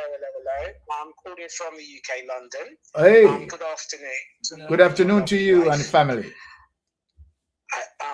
And Happy New Year, by the way. Question. Yes. I know that you stream the Parliament, yeah? Yes. On channel, and I know there's some other YouTube channels that do it, but I wonder if you could answer a question for me. Yeah. Okay, go ahead. So I'm a bit confused. Yes. Yeah.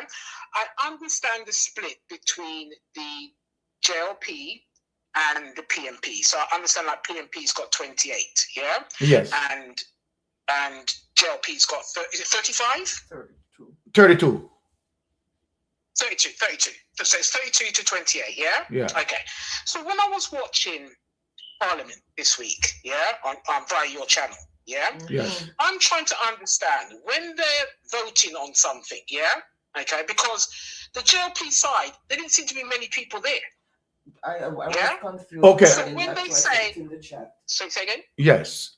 No, go ahead. Finish your Right. So if they're going to vote on something, and where the speaker says eyes to the right, and he just automatically gives it to them. Yeah. Hold on. Let me correct something. Let me correct something.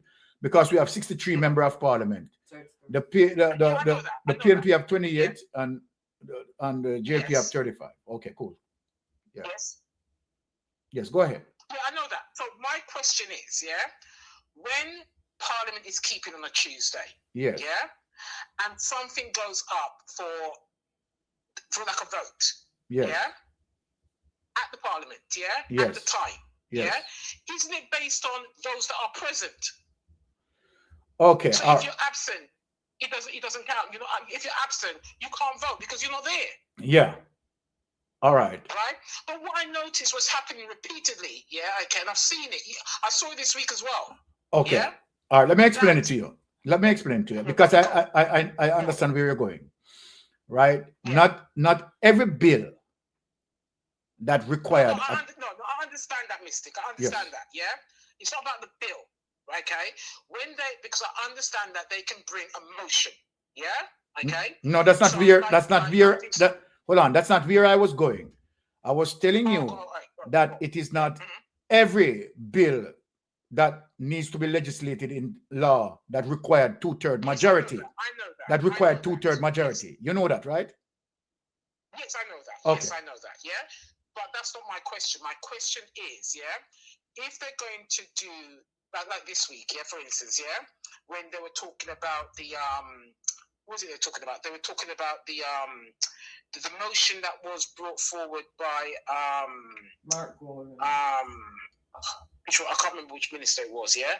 But the Speaker of the House is like he's asking. He was asking. Oh, there was some changes to the cap for disaster. Okay. Yes. Right. Okay. I know what Mark Golding said and everything, and I totally agree with what he's saying. Yes. Okay. About what they should pay in the 400 million per year. Yes. But what I didn't seem to understand, was that there seemed to be less JLP members present. Yeah. Mm-hmm. Okay, then PNP. But when the speaker put it up, like he said, whether it's the ice and right, it's like he just automatically gives it to them, irrespective of how many are present at the sitting. Because he said there were 28 votes for JLP, which I didn't see 28 in there because I put it in the chat as well. And I think he said 22 for PNP. That's my point. So I put it in the chat. Is there absentee voting going on as well? And what is this with this 28? Everything for them always adds up to 28. That's what you have to be present. It's not about how many they won and they become the governing party. If there is a motion that needs to be voted on at the time, only the votes that are present. And you are correct. Able to vote. You are correct. Yeah.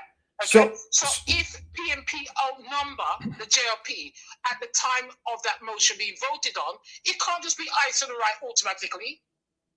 Yeah? Okay. We don't have enough JLP people in Parliament.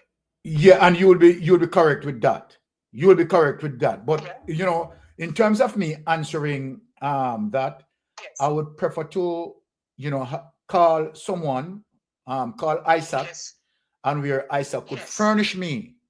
Right, as it relates to why was that? Why? Yes. Yeah, because I know that when things are going through the UK Parliament, yes, that is one thing that the MPs will show up for because they want the numbers. Yes. What I'm saying is that not because we have, say for instance, we've got the Labour Party governing the UK at the moment. Yeah. Okay. The Conservatives are going to make sure they've got all the bums in there. They've got all the MPs in there as much as possible. Yes. Even though Labour is the majority and governing the country. But when I look at the Jamaican Parliament, I'm thinking, hold on, there's a lot of JLP members that are not there. Yes. Yeah. So out every time, it's just automatically going through, it's being passed, and not everyone is present on the JLP side. Very good question. There's more seen on the PNP side. All right, very good question. But as I said, I will have to consult Isaac Buchanan to find out the nuances relating to that. If there are some nuances that that can be explained as it relates to, because what you said, you point out something that is very important, because more PNP, right? More PNPs were there, right? And you are saying that to the fact that the PNP all voted, right? It should go into the favor of the PNP. But let us find out.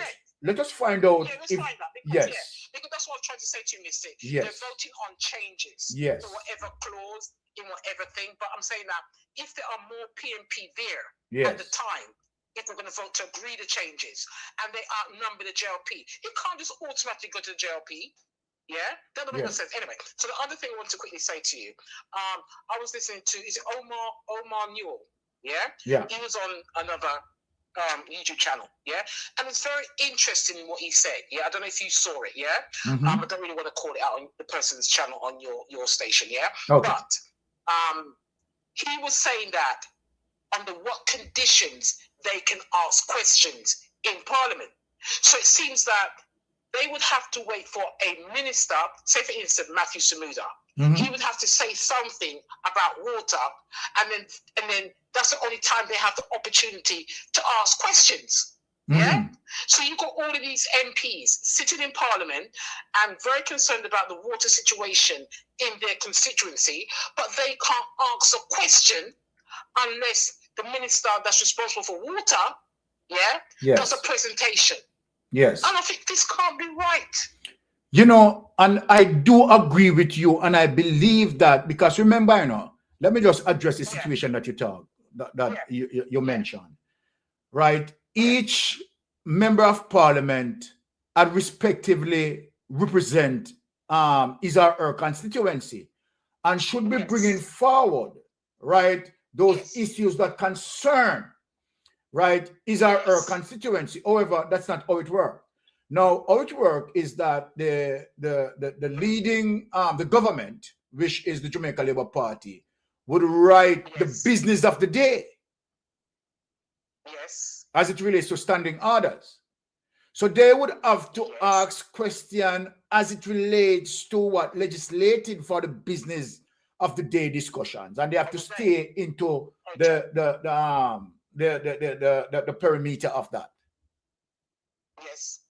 Which I think that should be changed. So you're right. I understand where you're coming from, because I was saying to myself that they need to change that system, because, for example, that you have Damian Crawford, right, that represent a particular constituency, and there are some issues in his constituency, right? Those people who voted for him would want to see the issues addressed, right?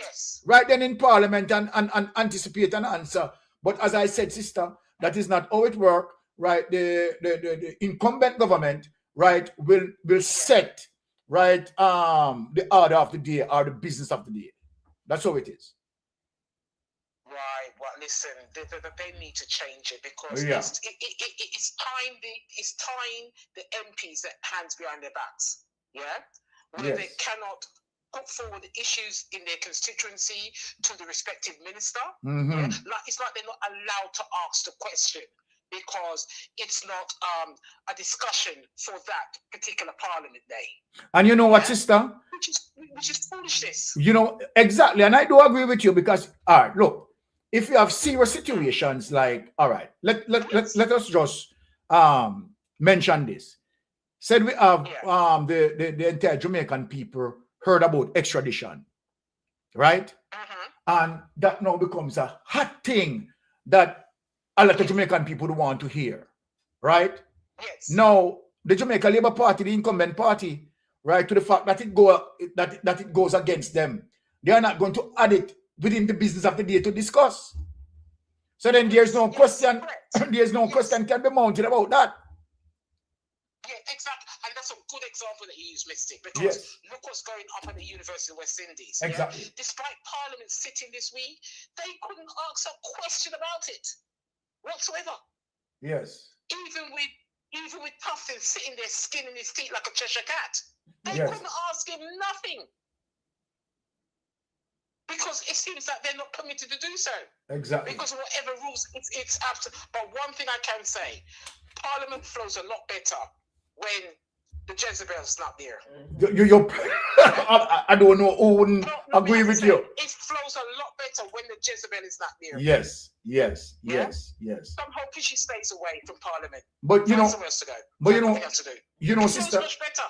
Yes, you're right. You know, you mentioned something, and I think that, you know, they need to look in terms of changing it, right, as it relates to each member of Parliament that represent his or her constituency should be able to bring the issues to Parliament, right, and have it addressed, as opposed to just having the incumbent just, you know, setting the business of the day, and that can be manipulative. That can be manipulative. Certain things they will never put on the table because they don't want to be asked. Exactly. Yeah. So how are these MPs able to represent their constituencies, okay, and the issues that they have in the constituency or the country as a whole? Yeah, because it's like that they are setting the agenda. Yeah, and there's nothing the opposition can do. Exactly. That's what it said. And that's what they tying them up. That's what it said. Them up. So it's something that need to. It's something that need to be addressed. Yeah. You understand, and changes need to be made where that is concerned.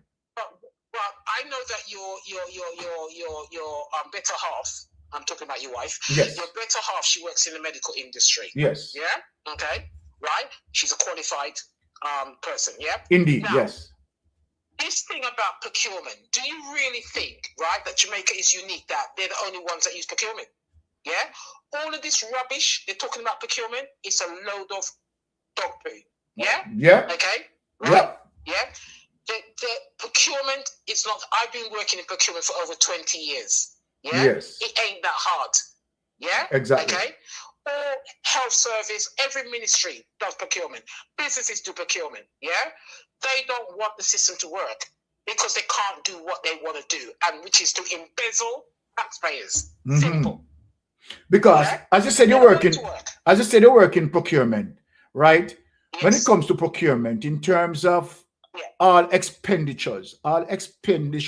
need to be properly recorded, because that is the guideline for it to be audited. Yes, that's correct. Yes, because what I'm saying is that, especially in procurement, you have to have separation of duties, yeah? Okay? Yes. So everything that Dr. Dawes is saying in terms of his the things that he's releasing from Sunday, yeah? Okay?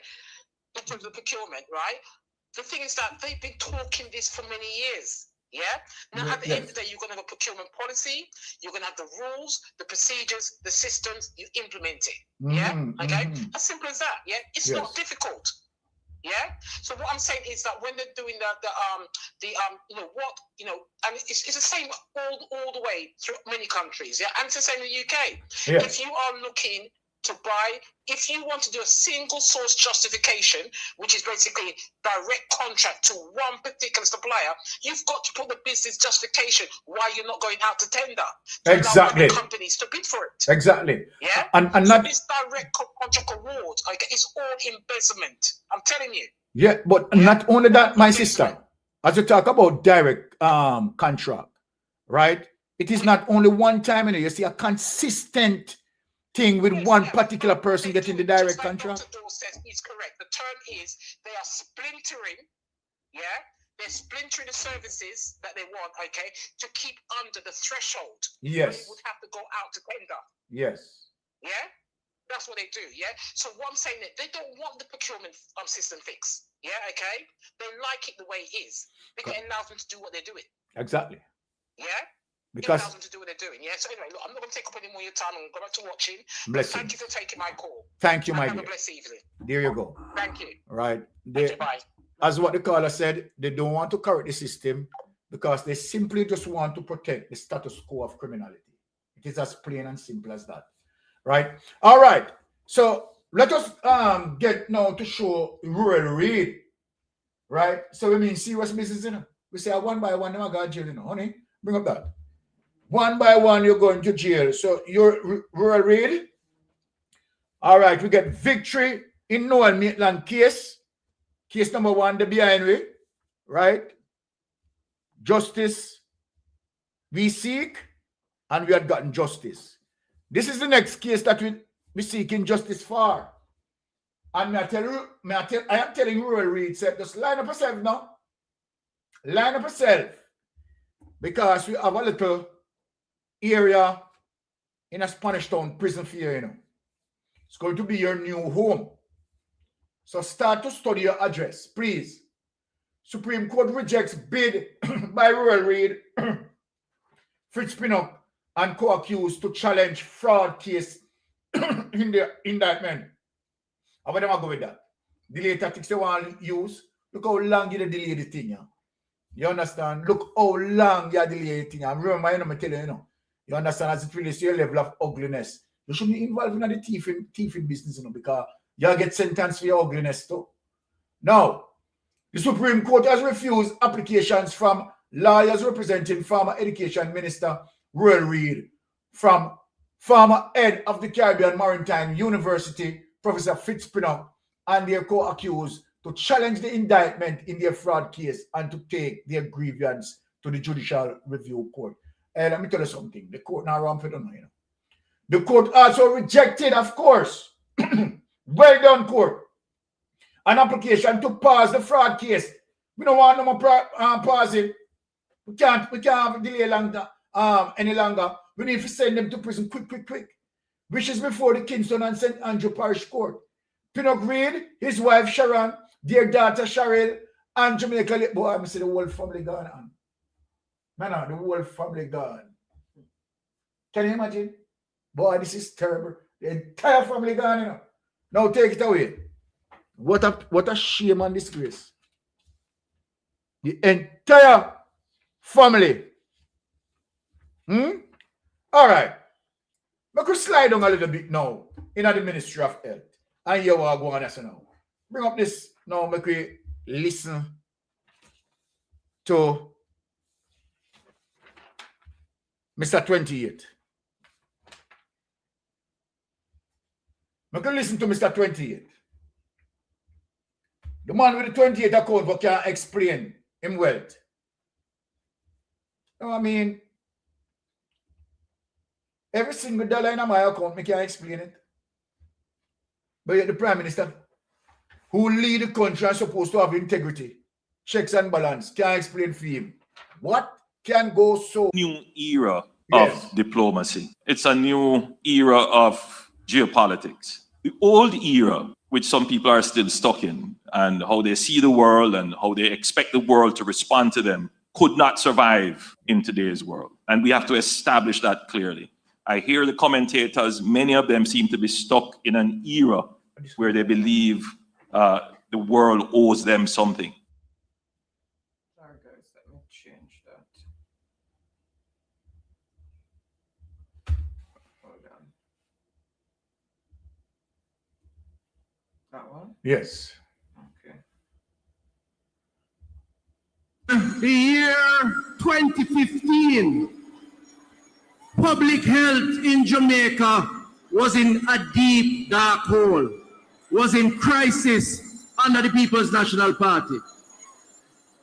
It was so bad that one young doctor, speaking on behalf of other doctors, made a big speech carried all over the media. Him say it is so bad that doctors have to use scandal bag to make scandal apron to perform surgery in the public health system under the PNP in 2015. And me say so. I him say so. In 2016, the Jamaica Labour Party took office. And we saw the challenges in public health. And we set out to fix it. We exchanged the scandal apron for a shopping bag, and we decided to go shopping to up. Well, on the Christopher Tufton, let me stop you a while. Let me just take my decent caller here, and then we get back to you, Christopher Tufton. Yes, caller, you're on Mystic Sensation. Go ahead, please. Hi, good day. Bless you. A couple of weeks ago, I sent you a message, but I don't know if you in the comment. I asked you about if Jamaica don't have a money laundering law. Oh, yes, of course, we do. But isn't that what the Prime Minister does with the 28 bank account? It's plain as day. Yeah. It is plain as day. Yeah. Well, all right. Let me say this to you. Right? We have all sorts of laws. But our problem that we have in Jamaica is enforcement. We have money laundering laws. Right? It's plain as day with even those shell accounts that he set up. Oh, yeah, and you're perfectly right. There's money going in it. It's just plain. Everything was in America is gone. I've seen guys go away for less than that in America. Yes. You know? Less than that. Less than the amount too. You know? You're perfectly right.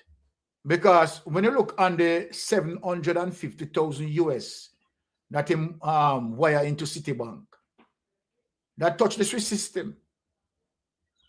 Right? Yeah.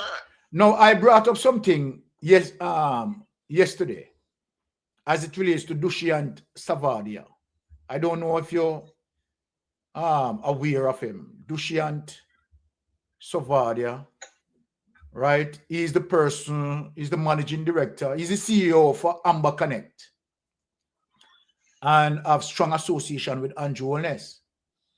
But he claimed, my friend. I saw that guy. Yeah. I was wondering what association they have. I mean, I've seen his wife going to India and all of that and stuff like that. And I'm wondering, what is she? Our country just have a disaster. We don't even recover yet. And what she doing touring and all that.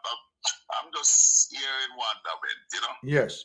But you are going to tell me now, all right, if you were the commissioner of police or you are the group MOCA, all right, FID, and you have an understanding that here is Dushian Savadia, right, gave an interview and said, okay, the way how he comes by his wealth is that he has a friend that loaned him $450,000 US, right? And you don't investigate that source? Think of it. And then not only that, the government of Jamaica has been giving him several contracts, and not only that, made him an ambassador. Yes, I wonder about that, you know, and stuff like that. But I'm talking about the money laundering thing now, and what's on the DCP that didn't the DPP. The DPP. Yeah. Yes. Yeah, the one that we seen him Camila or something like that. Oh no, she's not the DPP. She's the corruption prosecutor. Yeah, I shouldn't prosecute him for anything like that. And I see it's as plain as day there, you know? Yeah, well, that's why I didn't give her back hit, you know? Exactly. So you have to understand as it relates to how Andrew Holness influences the criminal justice system, as it relates to, you understand, them participating in the level of corruption in terms of, you know, turning a blind eye. But not only that, you see the blatant situation with Patrick Bailey, you understand, who committed, right? Who based on what we have seen, someone died in his house and there was no forced entry. And he's not being interrogated. So you can see where something fundamentally wrong. And as I said, it is not like we don't have any laws. Right? It's just that we have an enforcement problem. Because I was thinking that there was no law because that's clear. I'm listening to you and Ratigan all the time, and then Ratigan, yes, I don't agree with him in terms of him bashing the IC all the time, you know, and saying that they're not doing the work and they're not doing the work. Because the IC has done a tremendous job, although the government tried not to put too much teeth in them, right? Yes. That's what they do, right? Yes. And Ratigan is always bashing them when they're not investigating. They've done their investigation. No, they highly investigate the thing. Yes. You know? And I'm saying to myself, Ratigan can't see that the government is just beating on these people because the guy with me in Beresford, something another. Yes, Beresford. He has done an immaculate job. He laid it on the table and said, charge this man. Yeah, man. This man, you know? I tend to agree with you. You understand? That is one of the that is one of the issues. Always on them and saying that they're not doing a good job. They're not doing that. Come on, Ratigan. You could have done that investigative job like what they've done. They've done immaculate job. You know? I tend to agree. Yeah. That is one of the might be the areas where, you know, Ratigan and High don't see eye to eye where that is concerned. Because I do believe that they are doing right a wonderful job. Right? Weeks before even the election, Lena brought up that the investigator the work that they have done on him. Yes. I still have the paper here, you know. All right. And oh my God, it was so. It was as plain as day. You could just look at this prime minister and say, listen to me, pack up and go. And if he has any integrity in him, he should have resigned at that time. You get me? Yeah. Yes. And they all shouldn't let him resign. But I mean, I don't know what with this country. I don't know what PSOJ and all of them. You can see that him have them in their pocket, you know? Of course. But like how you call and you're on the line, right? If you're looking on your TV now, let me show you that there's a money laundering law exists. So let me read it out for you. So that means you fully understand, right, that there's a money laundering law exists. Here it is. Yeah. Jamaica primary. I'll look at it for you, Auntie, and thanks for, you know, blessings. The information, because I was looking at it, being that you are an investigator. Yes. I was saying to myself, you know? Yes. You know, you should know. That's why I put it in the comment, but you did not answer me back. That's why I, you know? All right. So I call, okay? Yeah, man. Thanks again. You're blessed. You're blessed. Yeah. All right. So since the caller speak on the money laundering law, let us show the entire Jamaica that there's a money laundering law. Right, here it is. Jamaica's primary legislation against money laundering is the Proceed of Crime Act, POCA, enacted in 2007 and amended through 2019, which replaced earlier acts. POCA criminalized money laundering, mandates customer due diligence for financial institutions, and requires reporting of suspicious transactions to the Financial Investigation Division, which is FID, to combat financial crime. Now, one of the things that I want to speak on as it relates to what caused the hindrance, right, in terms of FID was to the fact that some of the time in terms of carrying out certain investigation, they would have to seek authorization from the Minister of Finance. Now, as it relates to what happened Tuesday, right, the FID Act, right, has been now amended, where now the FID director, right, can now directly, don't have to seek authorization from the Ministry of Education anymore, but can directly proceed with the investigation, which is wonderful. So that's why Jamaica need to understand the fundamental of what took place on Tuesday. Key elements of Jamaica anti-money laundering framework include Proceeds of Crime Act, POCA 2007, the main legislation that deals with investigation, prosecution, and forfeiture of property related to money laundering. So where you convicted for money laundering, there's also a clause within that POCA Act 2007 that deals with forfeiture. Your property now can be taken, your property can be confiscated. So we want to just, edify people with that. Key offenses under POCA, it is an offense to engage in transaction involving property derived from criminal activity or to possess, use, conceal, or transfer such property. And let's do all of that in a people. Right here, so key offenses under POCA. It is an offense to engage in transactions involving property derived from criminal activity or to possess, use, conceal, or transfer such property. Let me talk it out now, people. Remember that Andrew Holness, right, created ADMAT, right, as a holding company, right? Use ADMAT to buy up X amount of properties, right? But let us ask the question, how did he come by those capital injection to buy up those properties, eh? And then what happened is now shift now and transfer all of those property into what? Imperium. So you must understand what we are talking about. That's why we said, Andrew Holness, from once you put in on the court, Papa, sorry for you, Sorry for you from once you go in the court, So all the whole up on the guana, rare, blah, blah, blah. You what Sister Pat say? God on time.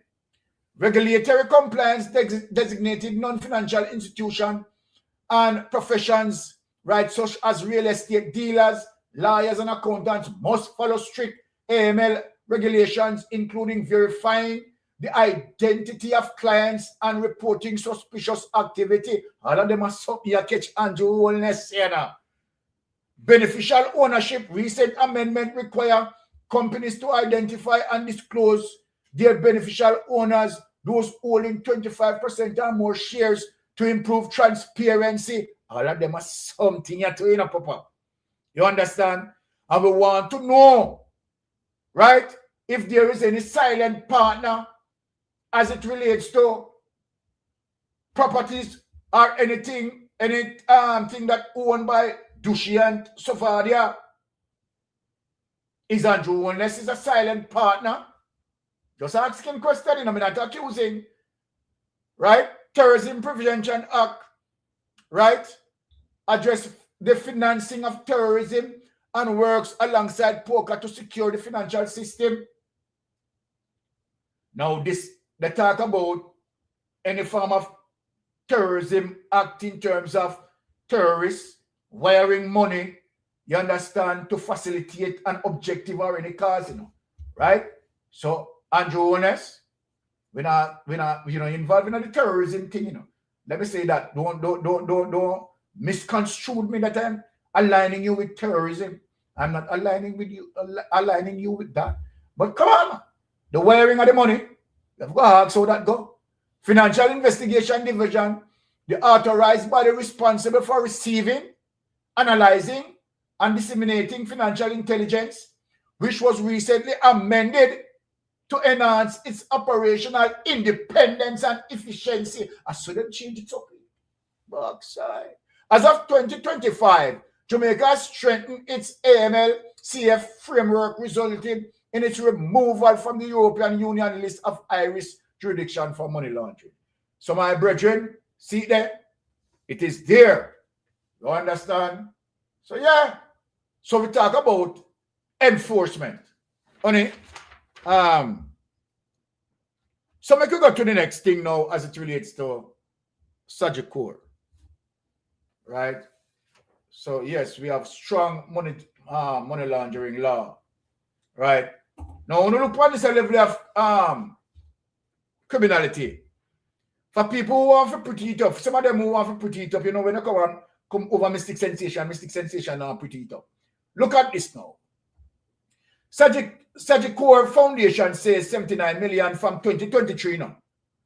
Just make the date rest in your head now. Make the date rest in your head. From when?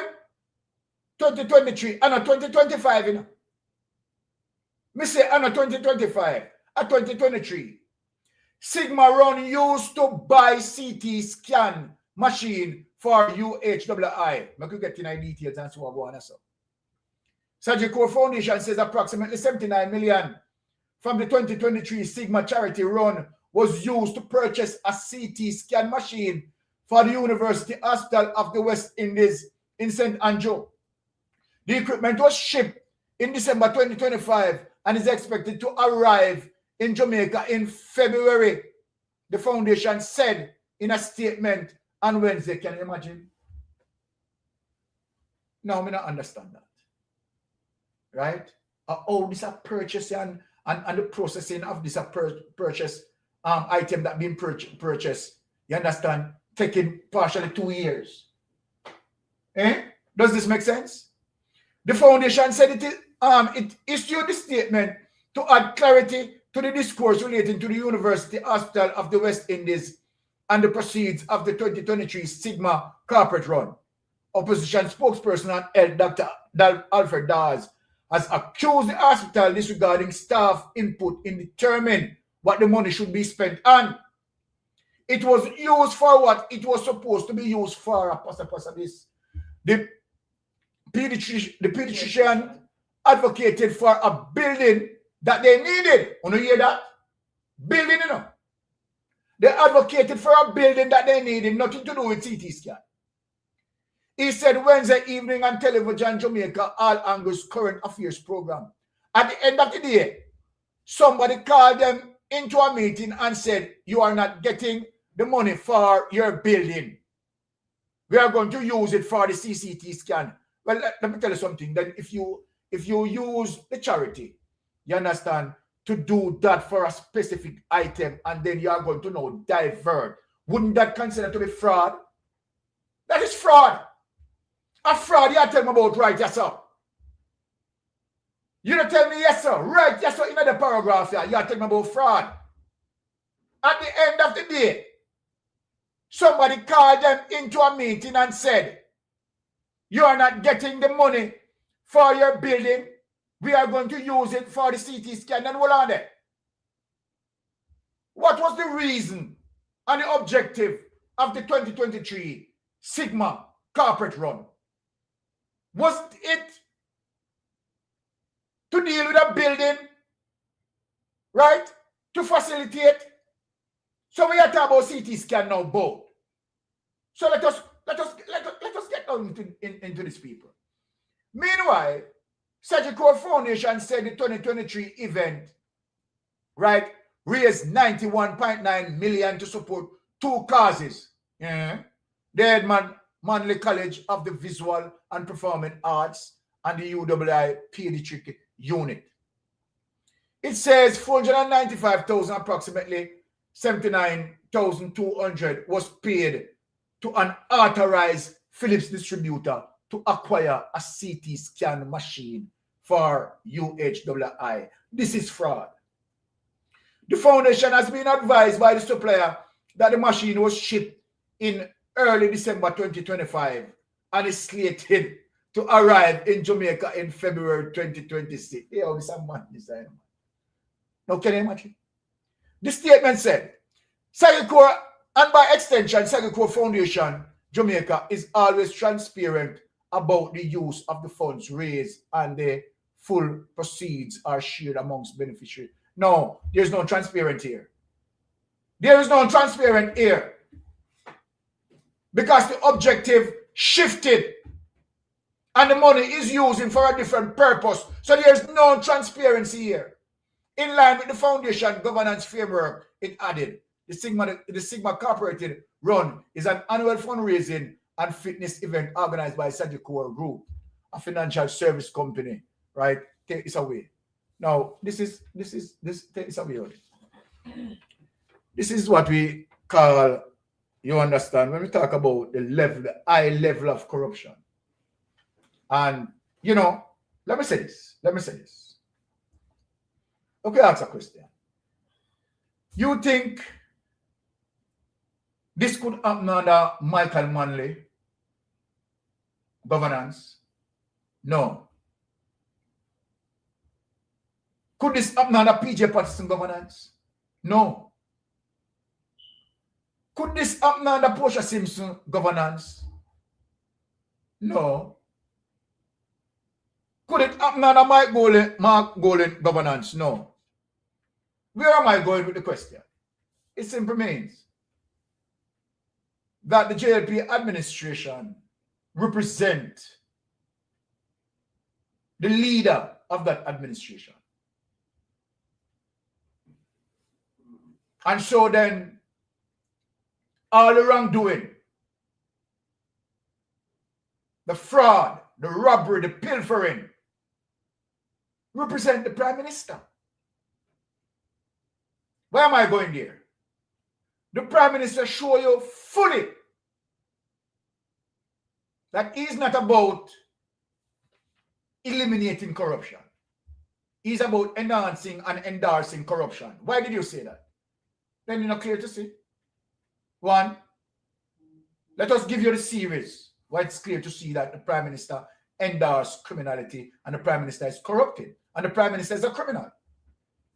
Number one, the Prime Minister did not sign the Code of Conduct. Simple means he's telling Jamaica that he's not going to be responsible, to be truthful, to be honest, and being transparent.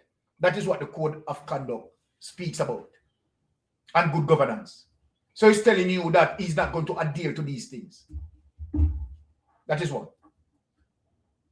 Number two, the Prime Minister's level of criminality enable him to have his statutory declaration certified. This is very serious. And the Prime Minister put the final nail in the coffin when the Prime Minister go against his own criminal justice system, own anti-corruption system in applying to the court to get rid of the Corruption Act that deals with illicit enrichment. That put a nail in the Prime Minister's coffin. And then the Prime Minister carried out his action by doing what? After Dalrymple was found guilty, the Prime Minister secured Dalrymple back into the Parliament. What this tell you about the Prime Minister? So then nobody no come around and so and come talk and rare, blah, blah, blah. We say the Prime Minister a criminal. The Prime Minister is a criminal. Prime Minister endorses criminality. The Prime Minister is a criminal. The Prime Minister protecting the status quo of criminality. Anyone want to tell me something wrong? Come and talk to me. Based on those issues that I have pointed out. Well, Jamaica, I want to say big thanks again to pass through Mystic Sensation. We are going to end it here because, we have to shorten up and come out later, right? Which later will be greater. So I am just saying to you, right, always appreciate, right, you coming out and listening to Mystic Sensation. Let me just give Wifey, right, to end us. Again, guys, thank you for tuning in. Really appreciate each and every one. So blessings until later and safe travel on the Bravo. One love. I know why you come to me with that foolishness, You elect a prime minister, and is a prime minister run the country. It is time we learn to hold our leaders accountable for their actions and stop making excuses for them. Stop making excuses. Otherwise, go elect the people who really run in the country. And I don't want the right start that stupid argument. Hold the people you elect accountable and stop making excuses for them.